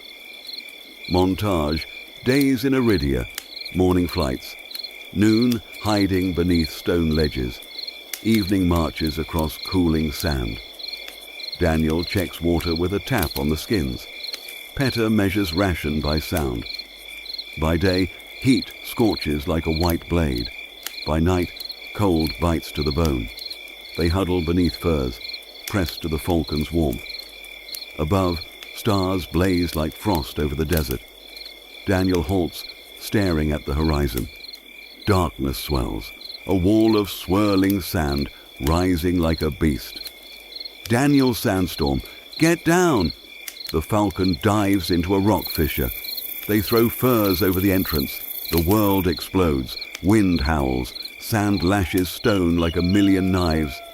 Daniel and Peta press flat, clutching each other while the falcon spreads its wings as a shield. Time shatters. Then silence. When they crawl out, the desert is remade. Dunes twisted, the sky bleeding red with sunset. Daniel collapses in relief. Peta laughs shakily, half tears, half joy. The falcon shakes sand from its feathers, eyes burning bright. They have survived their first storm. The sky is copper when they see it. Black shapes half buried in gold. They descend. Dozens of giants lie scattered, bodies broken, wagons shattered, colossal water jars cracked and bleeding into the sand. A graveyard of the storm. Peta, my God, an entire caravan, buried alive. Then a sound. Voice. OS. Water, water. Daniel sprints toward it. A giant, gaunt and sunken-eyed, lies dying. Daniel's voice rings out. Daniel, we can save them.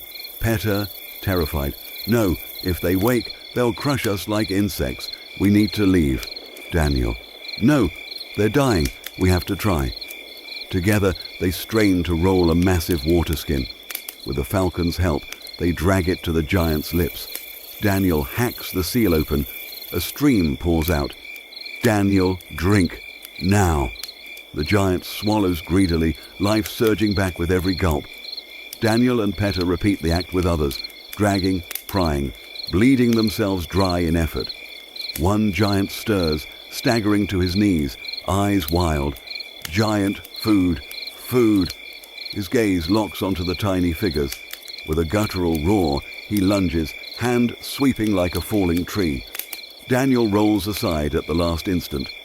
The giant crashes down in the sand, stunned. Peta, crying out, See, I told you, they'll kill us if we stay. Daniel, breath ragged, refuses to back down. Daniel, no, it's hunger, not hate. Help me. Find the food. They scramble to broken wagons, prying loose sacks of beans, bread, and salted meat.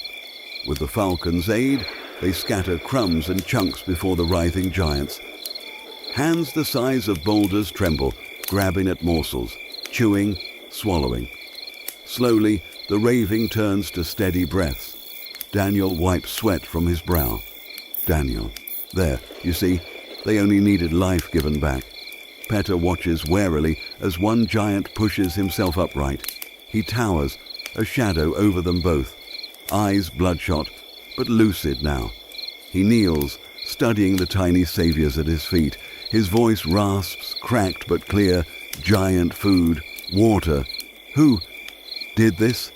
He looks down, and his eyes widen in disbelief. Giant, the little ones. No, it cannot be. You saved us?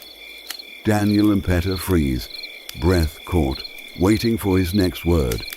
A groan escapes from cracked lips. A giant, half buried in sand, whispers hoarsely, Giant, weakly to himself, am I dreaming, or have the gods sent these tiny beings to save me? Around him, Other giants stir. Some scramble toward broken water flasks, wrenching the lids open, gulping desperately. Others stagger through the dunes, crying out hoarsely for wives, for children, voices roar with panic and grief. The desert fills with chaos, gasps, the snap of corks, sobbing reunions as loved ones are found still breathing. Gradually, the frenzy subsides. The survivors gather in a circle, their eyes turning toward the first giant who woke. A gray-bearded titan steps forward, voice rough with exhaustion. Gray-bearded giant. Was it you? Did you save us? The first survivor shakes his head, slowly lifting one trembling hand, pointing toward a boulder where Daniel and Petter crouch. Gasps ripple through the ring of giants. Dozens of eyes, like blazing torches, fix on the two tiny figures. Giant voice. OS. Them? Those little ones saved us? Another giant kneels, palm open in a gesture of invitation. Daniel breathes deep, then steps forward. He climbs onto the broad hand, standing firm, though dwarfed by the giant's gaze. Kneeling giant, awed, doubtful. Is it true? Did you really save us? Daniel simply nods. No words, just a steady, fearless nod. Murmurs erupt. Astonishment, disbelief. Giant voices, overlapping. Tiny ones here. Impossible. Yet they gave us water. They gave us bread. The circle of giants buzzes with awe. The first survivor, eyes burning with newfound strength, steps ahead. First giant, solemnly. We will find our way out of this nightmare. Will you come with us? Daniel does not hesitate. He nods firmly.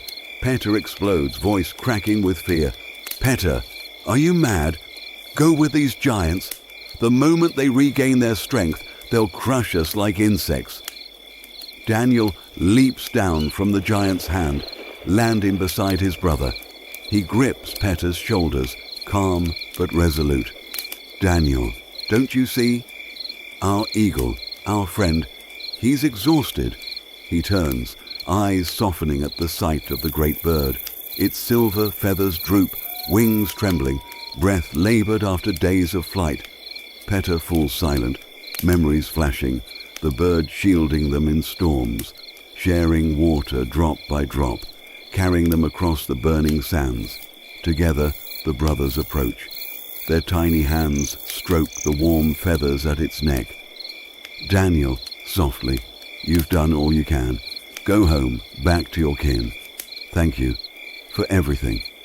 Petter presses his forehead against the bird's chest. Petter, whispering, we'll never forget you.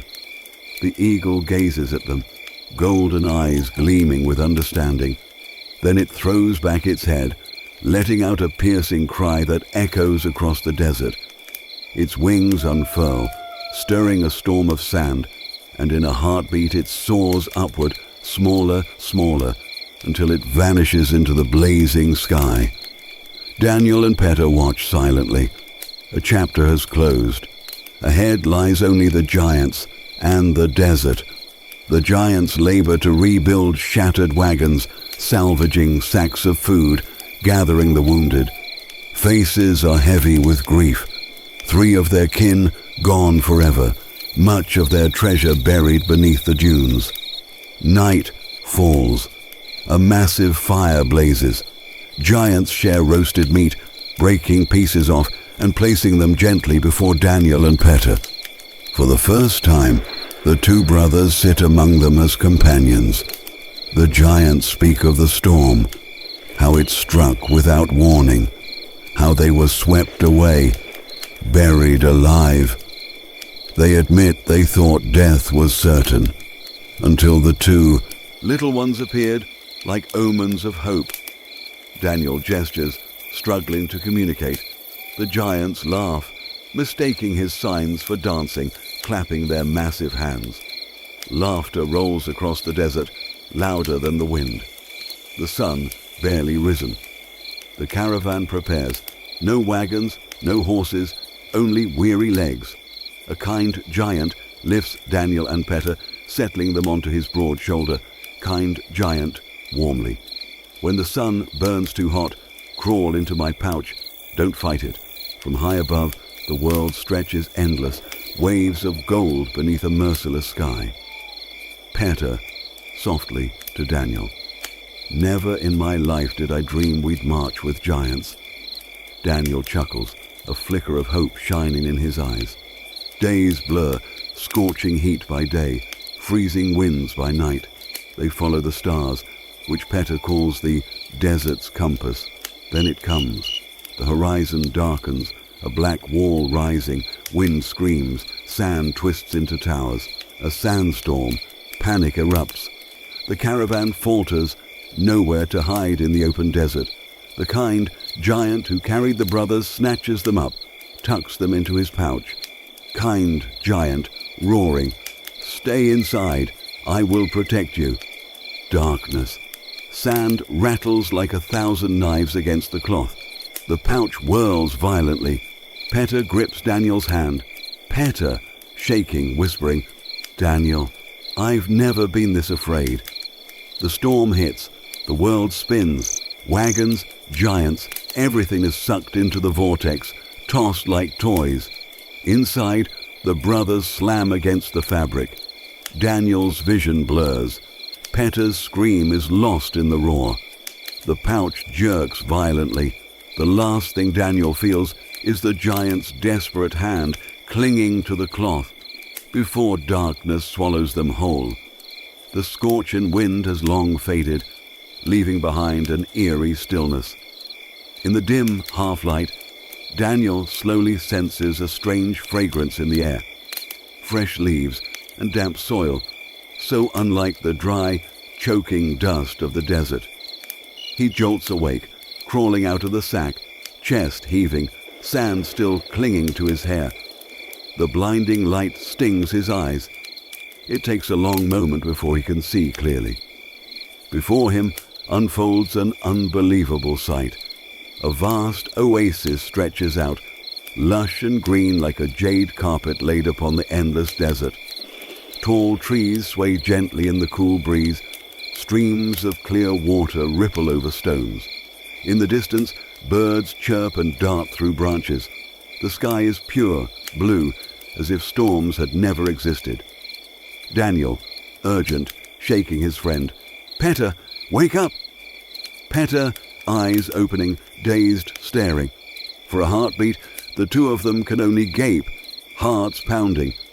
Everything they had longed for, after endless days of hunger, thirst and despair, now stood before them, so real it felt like a dream. They stepped forward, trembling, afraid the vision might shatter if touched. Cool water runs across Daniel's cracked hands, sweet and fresh on Petter's tongue. Tears spill as Petter sobs uncontrollably. "Daniel," whispers, voice breaking, "the promised land." They move deeper, pushing past thick foliage. Then, as the canopy opens, a kingdom reveals itself. Tiny rooftops cluster neatly together, stone-paved roads stretch lively and bright, the central square packed with people. Towers and gates rise overhead, flags fluttering proudly in the wind. Thousands of little people of every trade, every manner, live, work and laugh in harmony. Daniel and Petter freeze, stunned. Never had they imagined such a place could exist. A true paradise for little folk, crowded, prosperous, grander than any dream. They wander through the streets, wide-eyed. White stone roads gleam underfoot. Multi-storied houses with red-tiled roofs line the paths, balconies overflowing with flowers. Children splash at a fountain, water sparkling under the sun. Towers stand guard in the distance, flags whipping in the breeze. The city hums with life, hawkers shouting, horse carts clattering, music drifting from taverns. Sweet scents of baked bread, roasted meat and ripe fruit fill the air, weaving into a vibrant symphony of abundance. Petter, gasping, overwhelmed, "My God, we've found the promised land." They walk on, eyes wide as if to drink in every detail. Years of hardship, exile and suffering had led them here, this very moment. The smell of honey cake lures Petter closer. A golden pastry, steaming fresh, seems to draw him in. Petter, timidly, to vendor. "Please, sir, may I have one?" The vendor, an old man with a silver beard, looks up. His sharp gaze lingers on Petter's strange face, ragged clothes, and bewildered eyes. Suspicion flashes across his expression. "Vendor," snarling each word tight, You're from outside, aren't you?" Before Petter can reply, the old man suddenly bellows, "Vendor! Intruders! Strangers! Guards!" The square erupts. Vendors and passers-by scatter, pointing frantically at Daniel and Petter. "Crowd, strangers! Strangers! Catch them!" The brothers' hearts hammer as the crowd parts, eyes filled with fear and panic. Daniel, gritting his teeth, grabbing Petter's hand, "Run!" They dash into a narrow alley, weaving past stalls and overturned crates. Behind them, boots thunder, armor clatters, spears flash like predators closing in. Petter pants heavily, chest about to burst. Ahead, a slim opening, hope glimmers. But suddenly, a line of soldiers blocks the exit. Clubs rise, cutting off every path. Daniel, roaring, desperate, he hurls himself forward, Petter shielding him with outstretched arms. But they are gaunt, exhausted, no match for the armored guard. A brutal strike crashes into Daniel's back. He stumbles. Another blow slams down, light flares, then vanishes. Petter, screaming. But before he can reach his brother, a club crashes against his head. Both collapse. Darkness swallows them whole. The roar of the crowd and the clash of steel fade into silence. The steady drip of water echoes from somewhere above the damp stone ceiling. Daniel jolts awake, head pounding, mouth parched. He struggles to sit up, eyes adjusting to the dim glow of torches fixed along the corridor. Before him stretches a chilling scene. Rows of iron cells carved into mossy stone walls, the air thick with mold. Flickering flames cast trembling shadows across the cold surface, making the whole place feel like a nightmare without end. Beside him, Petter stirs, groaning before jolting upright. The moment he realizes the cold iron bars surround them, he throws himself at the door, pounding furiously, his hoarse voice cracking with panic. "Petter, let us out! Why are you holding us? We did nothing wrong." The clang of metal reverberates through the corridor, but no answer comes. Only silence. Then, from the shadows further down, a raspy voice speaks, slow and heavy. "Voice, don't waste your strength. This is the underground prison." Daniel whirls toward the sound. Shapes emerge, a group of captives huddled in another cell, eyes weary, but still alive. Then another voice rises, warm, steady, achingly familiar. Voice 2. "Daniel, I never wish to meet you again like this." A figure steps from the dark. The torchlight reveals an aged man, lined with years, yet radiating resilience.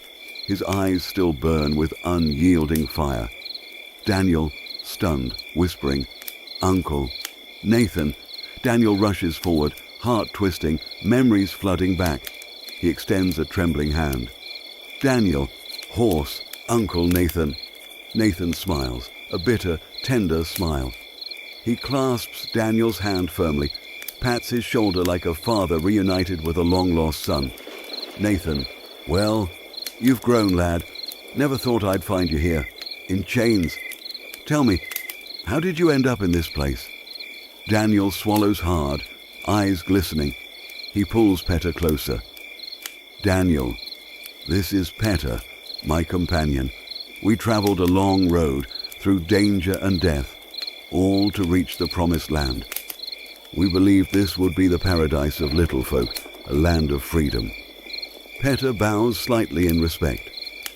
Nathan nods back, sorrow flickering in his eyes. Nathan, the promised land, sighs. Then I must tell you the truth, before your hope is shattered. The boys sit on the cold stone floor, eyes fixed on Nathan. Torchlight flickers against the wall, stretching his shadow until he looks larger than life. Nathan. Long ago, this place was paradise. Morgan, the brave leader, led his people here. Nature blessed this oasis. Gentle climate, fertile soil, fruit in abundance. The little folk thrived, united and free. No fear of giants, no hunger, no war. But time changes everything. Morgan's descendants declared themselves superior, set a throne, crowned themselves kings. Thus was born the so-called House of Morgan. At first, they built armies for protection. Soon, those armies became tools of oppression. Nathan, voice hardening. They levied crushing taxes, wrung labor from the people. Those who sought refuge here, who dreamed of freedom, were enslaved, forced to build palaces and tombs for their rulers. Those who resisted, or even spoke against them, were executed in public squares. Fear silenced the people. What was once paradise became a prison. Peta shivers, clutching Daniel's sleeve. Peta, whispering, so this is the truth of the promised land? Nathan nods gravely. That's why so many came here and were never heard from again. Daniel clenches his fists, eyes burning. Daniel, why? Why doesn't anyone fight back? Why not escape? Has no one dared to rise against them? Nathan hesitates, then slowly gestures toward the wall behind him. Under the dim torchlight, Daniel notices the stains, dark, dried and crusted across the stone. Nathan, any prisoner who resists is beaten until half dead. Those who refuse to work are starved to skin and bone, and outside, any family that dares defy them is punished. That's why no one speaks. Fear shackles them tighter than chains. Silence falls, heavy as stone. Then, metallic footsteps echo from the far end of the corridor. Iron drags against iron, a harsh voice barking, the clang of a mace against bars. Prisoner, hushed. The warden, one captive, rushes to snuff the last flickering torch. Darkness swallows everything. Nathan, low, urgent, pulling Daniel and Peta down.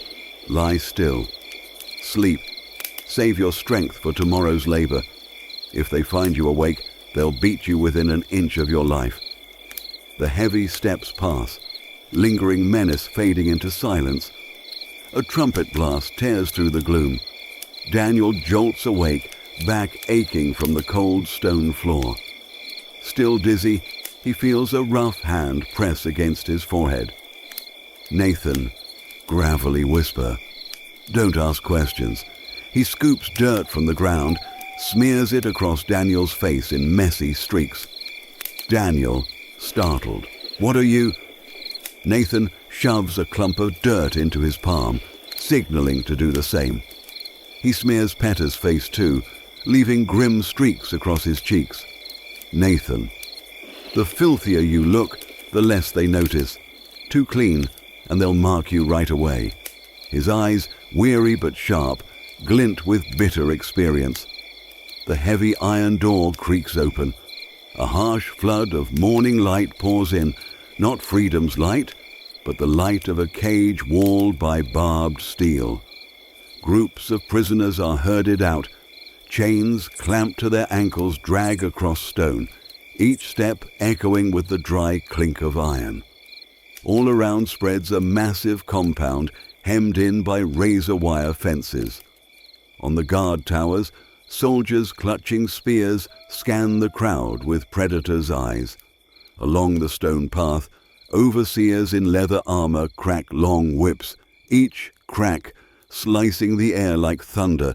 Anyone who falters, anyone who dares lift their head too long, feels leather slash into flesh, leaving red welts, streaks of blood. Overseer, move faster, vermin. The whip lashes down on the back of an old man, folding him over in pain. Daniel clenches his fists, teeth grinding, but Nathan catches his eye, a silent shake of the head. Nathan, low, firm, endure, this is not the time. The line halts at a broad yard where jobs are divided. A scar-faced warden barks orders, voice rasping like gravel. Warden, listen well. 2 groups. First, into the mountain. Break stone. Second, carry rock to the workshops. Any who slack, any who resist. He swings his whip through the air, smiling with cruel delight. Warden will taste the lash and starve to death. Shudders ripple through the prisoners. The frail and elderly are shoved into the carrying group. The stronger, new arrivals like Daniel and Peter, are pushed toward the mines. Nathan, though old, is still judged strong enough for the hammer. Before them, the yawning mine entrance gapes like a beast's mouth. From within comes the relentless clamor of hammers, groans, and whips cracking in the dark. Dust chokes the air with sweat and despair. A soldier jabs Peter's back with a spear butt. Soldier, inside! Smash rock faster, or rot here forever. Dust swirls thick in the air. Hammer strikes ring out in harsh rhythm, echoing down the stone walls. Prisoners sweat, their backs bent under shackles and toil. Here, guards are fewer. They linger outside, peering in only now and then. Overseers pace lazily, brandishing whips, but cannot watch every swing. Nathan edges close to Daniel and Peter. He nods to Peter. Nathan, strike harder, make noise. Peter frowns, then slams his hammer down with all his might. Crack! Crack! The sound ricochets through the cavern. Nathan leans nearer, voice barely above the din. Nathan, Daniel. Can I trust you? Daniel. Uncle, whatever you need, tell me. I'll do it. Nathan clasps his fist tightly. Nathan Good. From the moment you stepped inside, I knew. You are the one I've been waiting for. Daniel stares, stunned, dust clouding the air between them. Nathan gestures quickly toward the entrance, where guards lounge idly. He signals Peter to keep striking. The hammer blows thunder louder, covering his whispers. Nathan, we must send word outside. This prison is fortress strong, soldiers everywhere, but beat. At mealtime, a soldier brings rations inside. Watch carefully. Every move, every habit. That is the only gap in their armor. Daniel frowns, pulse racing. Daniel, what do you want me to do? Nathan grips his shoulder, eyes blazing. Nathan, trust me. I'll tell you more back at the camp. For now, work. Don't give them reason to suspect. Daniel nods, jaw tight. His hammer strikes ring louder, a new fire burning inside him. The heavy door scrapes open. A soldier stomps inside, carrying a tray of black bread and a battered water jug. The air thickens. Prisoners bow low, hunger gnawing, fear sharper still. The soldier sneers, stomping heavy boots, so the sound booms against the rock. He tosses curses between bites of laughter. Soldier filth. Eating's all you're good for. He flings the tray down. Bread scatters across the dirt, chunks bouncing off stone. Prisoners crawl forward, snatching at crumbs like rats. Daniel watches every detail. The arrogant sneer, the careless gait, the way he tosses food, the derision in his tone, and finally the slack posture as he turns to leave. Beside him, Nathan nods once. Did you see? Remember. The soldier exits. The guards outside chuckle, settling to eat their own meal. For a brief moment, the cavern hums with a rare quiet. Nathan slumps onto a stone, exhaling. He leans close to Daniel. Nathan. This quarry holds the strongest youths. That's why the overseer watches us closely. He knows every face. One unfamiliar glance, and suspicion will fall. Daniel freezes, recalling Nathan smearing dirt across his face that morning. Daniel. That's why you did it, to blur my features. Nathan. Exactly. You are new. If he remembers your face, we lose our chance. He scans the cavern, voice sinking lower. Nathan. Do not think it is only this quarry. Beyond here are building yards, weaving halls, forges, and workshops. Every prisoner is drained dry to serve the luxury of the Morgan dynasty. Petter. But so many soldiers. How? Where do they find them all? Nathan frowns, whispering. Nathan. The soldiers are our own kin. Each family must give one child every year. The Morgans place their bloodline at the top. Overseers, captains, wardens. That is why no one dares resist. Footsteps echo outside. Nathan stiffens, presses a finger to his lips. Silence. All three hunch down, pretending to chew dry bread. Only the sound of harsh swallowing breaks the oppressive dark. Chains clatter as prisoners shuffle back into their cells. Sweat and dust thicken the air. Soldiers toss hard loaves of bread through the bars, landing on the filthy stone floor. Petter and several prisoners scramble to pick them up, chewing in silence, eyes wary on the guards. In the shadows, Daniel and Nathan retreat to a corner. Nathan leans against the damp wall, his voice low and rough.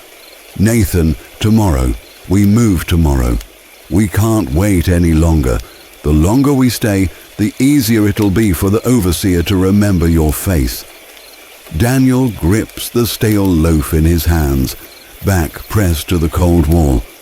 Nathan leans closer, eyes flashing in the dark. Nathan. That's one reason. The other is that the time for uprising is close. If word doesn't get out now, the chance will vanish. He glances toward the bars. Guards outside laugh and talk. His voice sinks to a whisper, barely the rustle of air. Petter strains to listen, but all he catches are Nathan and Daniel's murmurs, cut short as footsteps echo near. Petter presses a finger to his lips. Silence swallows the cell. Only the crunch of bread and the rattle of chains remain. The clang of hammers ceases. A new soldier stomps in, carrying a tray of bread. Soldier. Mealtime, scum! Eat what belongs to you! He hurls the tray down, bread scattering across stone. At once, a group of prisoners near the entrance erupt into a staged brawl, shoving, cursing, fists flying. Their shouts echo, drawing guards away in alarm. Soldier, snarling. What's that racket outside? Nathan seizes the moment. He grabs a piece of bread, frowning, then shouts, Nathan! There's a stone in this bread. How are we supposed to eat this? The soldier frowns, stomping closer, bending to check. In an instant, a prisoner lunges from behind. Thud! A crushing blow drops the soldier where he stands. The cavern freezes in silence. Daniel moves swiftly. He strips off the fallen man's leather jerkin and cloak, pulling them on.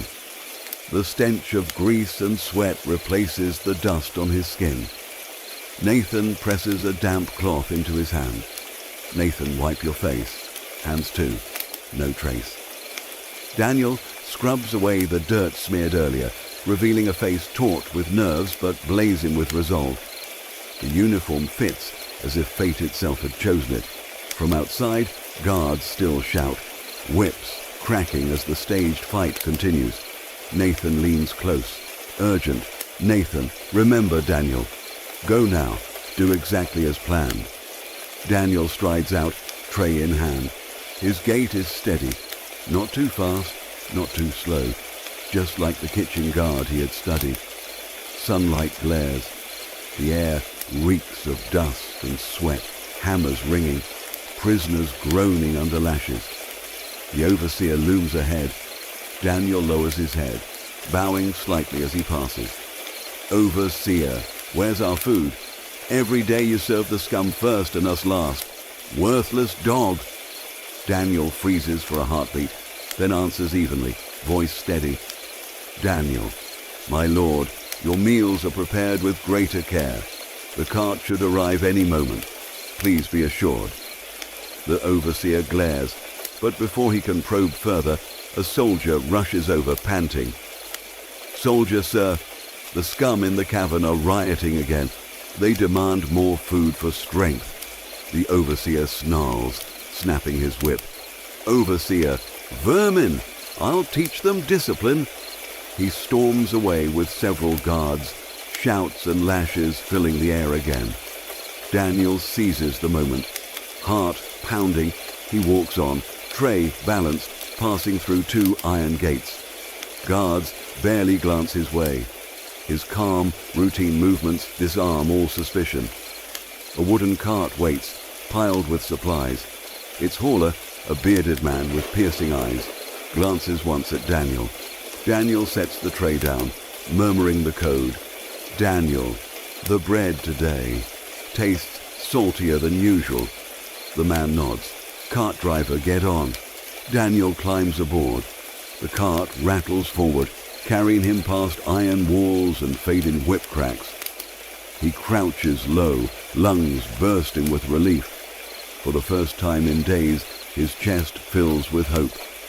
The bearded man says nothing, eyes darting as he guides the cart through winding paths. When patrols appear, he slows, pretending to adjust the harness. Only when the way clears does he press on. Finally, after several sharp turns, he halts beneath a shadowed grove. Another cart waits. The hauler here is shorter, composed. Daniel repeats the code. The man nods. Second driver on. The exchange is swift, wordless. The cart rattles once more, deeper into twisting paths. At last, it stops before a hidden bunker dug into the mountainside. The driver jerks his chin. Daniel steps down, heart hammering. A heavy wooden door creaks open. From within, torchlight flickers, illuminating the silhouette of someone waiting in the dark. A middle-aged man stands in the flickering torchlight. His voice is calm, deliberate. John, welcome. I am John. Were you looking for me? Daniel bows deeply, answering with the coded phrase, Daniel, the stone is hard, but not harder than the heart of man. A faint smile curves John's lips. He gestures Daniel closer. John, come, sit down, and tell me what you bring. Daniel steps inside, his heart still pounding. But as the flames reveal John's face, he freezes. Recognition strikes. Daniel, it's you? The bearded man who had pulled the first cart. John nods, smiling knowingly. John, yes, if the captain of the quarry trusted you with this task, then I had to come myself. It couldn't be anyone else. Daniel steadies his breath. Daniel, I was sent by Nathan. He said the chance to break free is near. Here's what I heard. He recounts the overheard talk among careless guards. Daniel, on the 15th, the entire camp will be moved to another quarry. During the transfer, carts, chains, guards, everything will be in chaos. That's when the prisoners inside plan to strike, but they'll need help from the outside. John folds his hands, listening intently. John, we've received the same news from the construction site, from the weaving hall, from the forge. All spoke of the 15th. That can't be coincidence. Daniel's voice lowers. Daniel, so all the labor camps move at the same time. John leans closer, his tone sharp. John, do you know what the 15th is? It's the ancestors' feast. The nobles will move the bones of their forefathers into the new tomb. But why drag all the prisoners there? Why gather every chain in one place? Unless... His eyes narrow, piercing. John, you think what I think, don't you, young man? Daniel swallows hard. The weight of it presses down like stone. This wasn't just an escape. It was survival against something darker. John does not rest. He strides into a cavern lit by sputtering torches. His voice echoes with command. John, send word. Summon every captain still hidden in the city. We meet tonight.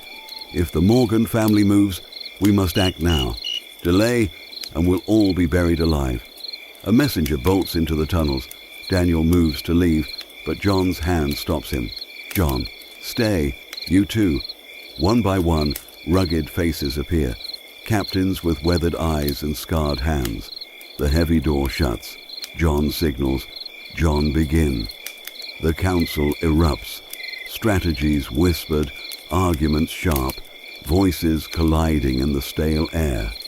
Daniel sits among them, realizing this night will alter the fate of thousands. When the meeting breaks, the captains slip away into shadow. John remains, his gaze steady on Daniel. John. Tonight, spies will carry word to every cell, but the quarry cannot be left behind. You must return there and deliver the plan. He steps forward, gripping Daniel's shoulder firmly. John, tomorrow, you'll wear the cook's garb again. If you entered once, you can enter twice. Tell them this. Guards with red bands on their right wrists are ours. When the time comes, they'll unshackle the chains. The weapons, hidden in the tombs to the left of the gate. Push the lids. Arm yourselves. Daniel clenches his fists, nodding with resolve. Daniel, I understand. After the secret meeting, the city looked the same on the surface. Bustling markets, voices of vendors, the daily rhythm of trade. But beneath, a hidden wheel spun faster and faster. Montage, the city in preparation. By night, spies dart like arrows through alleys, slipping into safe houses, blowing secret horns to rally each cell. Signals pass from lip to ear, from drumbeat to hidden coded letters. Remain silent, 5 a.m., from the east. In workshops, crude axes are sharpened, wooden spears and farming tools lined up. The weave-in house knots rough ropes and hides them under bundles of cloth. The blacksmith's forge glows through the night, hammering out makeshift helmets. Seamstresses stitch old armor, patching tears, sewing red armbands for identification. Each group knows its role. Supply lines arranged, medics appointed, even childcare organized. Within days, an improvised army takes form, not equal in arms, but equal in will. Narrator, V.O. They trained fast. They memorized attack routes. They whispered battle maps into their minds. They would strike during the prisoner transfer when order would collapse and every chain would be tested. The dawn of the 15th trumpets blare. Streets choke with soldiers. Spears gleam at every corner. The city falls into silence, doors shut tight, people trembling inside. But behind those doors, resistance waits. Groups of 3s and 5s clutching crude weapons, kitchen knives, axes, iron bars. Their eyes burn with fire. They do not speak, only the pounding of hearts and the breath of an entire city waiting to explode. XT, outer roads. Wagons creak under the weight of prisoners. Chains clatter with every step. Thousands are driven forward toward the newly built mausoleum. Exhausted bodies stumble, but hope glimmers in their eyes. Today, something would change. The mausoleum ceremony int Grand Mausoleum Day. The contrast is stark. A vast square of polished white stone, golden thrones waiting on high. The Morgan banners billow arrogantly across the sky. Rows of nobles file in, robes heavy with gold embroidery. They recline on high seats. Below, banquet tables overflow with roasted meats, red wine, sugared cakes. The fragrance drowns out the sweat and dust of the chained prisoners being herded inside. Music swells, drums and horns, triumphant and cruel. King Morgan strides forward in scarlet robes, crown blazing. He raises both hands, voice thundering, King Morgan, today we honor the glory of our ancestors. Because of them, the Promised Land stands mighty, and here we build their eternal resting place, magnificent, immortal. The nobles roar in applause, clinking goblets, wine spilling red onto the white stone floor. The betrayal and the spark. The mausoleum gates open. Prisoners flood the square, chained in endless rows, filling the steps like a sea of shackled bodies. Among them, Nathan and Peta. Nathan's eyes blaze as he flicks quick glances toward the dais. Daniel, hidden among rebels outside, clenches his fist. On the high steps, nobles laugh. Noble, mocking, at last the vermin will serve a purpose. What is a tomb without sacrifice? Their laughter cuts like knives, whispers among prisoners. What are they planning? Why bring us here? Heads bow, shoulders tremble, but in their eyes glimmers rage, not despair. Among the guards, wrists wrapped in red cords begin to move. Quietly, they slip lockpicks into calloused prisoner hands. Nathan whispering, "It's them. It's time." Click, click, chains loosen, but prisoners still pretend to be bound. Waiting, waiting. Above, the nobles still laugh, blind to the storm below. The ignition. King Morgan raises his hand. Soldiers withdraw from the hall, leaving only thousands of prisoners surrounded. Archers draw bows, strings tight, arrows aimed at hearts. King Morgan, the hour of sacrifice is here. Rejoice, for you serve eternity. But Nathan lifts his head, eyes blazing like fire. He roars, voice cracking stone. "Nathan, you think we'll stand here and die?" Before the king can give the order, the red-corded soldiers strike. Spears turn, stabbing into fellow guards. Archers are slammed to the ground, bows clattering. A voice cuts through the chaos. Voice, rise, clang, clang, clang. Chains fall in waves. Prisoners surge forward. The battle montage, explosion of chaos. Dozens rush the stone coffins. Lids grind open with the force of hundreds. Thud, weapons spill out. Rusted swords, crude axes, spears. Peta whips his broken chain like a flail. Crack, a guard collapses, skull split.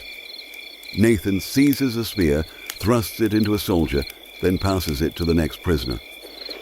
Waves of men and women storm the banquet dais, flipping tables, smashing wine jugs. Red liquid flows like rivers of blood. Nobles scream, clutching robes, scrambling for back exits. But the stone hall is now a labyrinth of rebels. Sounds, clashing metal, shattered glass, screams, the thunder of thousands freed at once. Outside the mausoleum. At Nathan's nod, horns blare from the east, signals for the outer army. Rebels burst from rooftops, alleys, doorways. Ropes loop around the gates. Creak! Stone doors crash open. Smoke rises as straw and oil burn, choking Morgan's forces. Daniel stands with John at the command post, watching chaos unfold, giving signals. Drums beat from every direction, guiding each wave of assault. Morgan's soldiers falter. Many are conscripts, their families among the rebels. A child runs to cling to a soldier's leg. His spear clatters to the ground. One by one, soldiers throw down weapons, ripping off armor, defecting. Chain reaction spreads like wildfire. Whole platoons drop spears. Nobles scream orders, but their power crumbles. The turning point. A young soldier on a watchtower sees his mother among rebels. He rips his tunic, hurls his spear away, and howls in defiance. Women rush to embrace their sons and husbands, pulling weapons from their hands, urging surrender.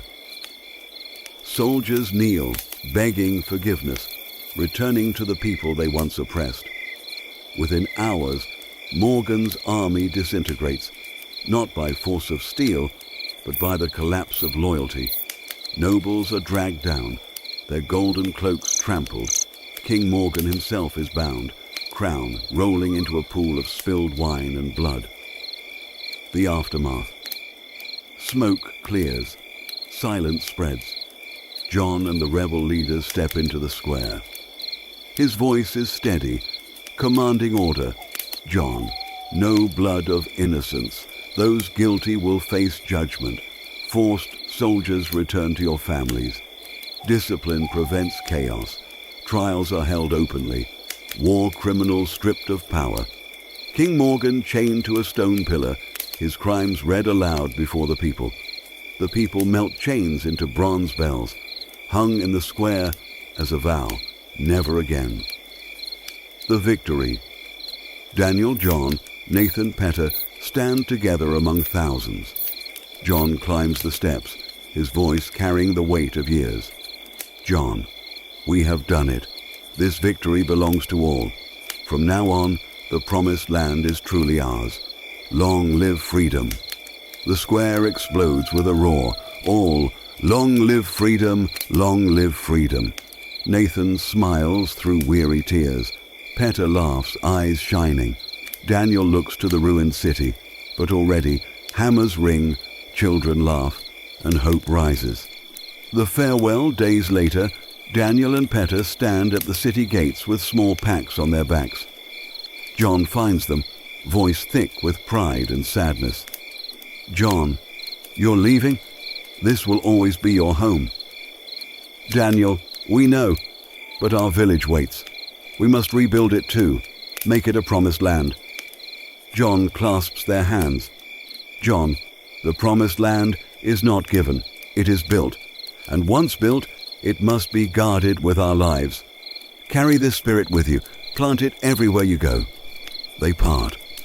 Daniel and Petter walk down the sunlit road, smiling at each other. Behind them, the city rings with hammers, children's laughter, and the dawn of a new age. Narrator. From that day forward, wherever there was unity, courage, and love of freedom, there too would be a promised land. And thus, Daniel's adventure comes to an end.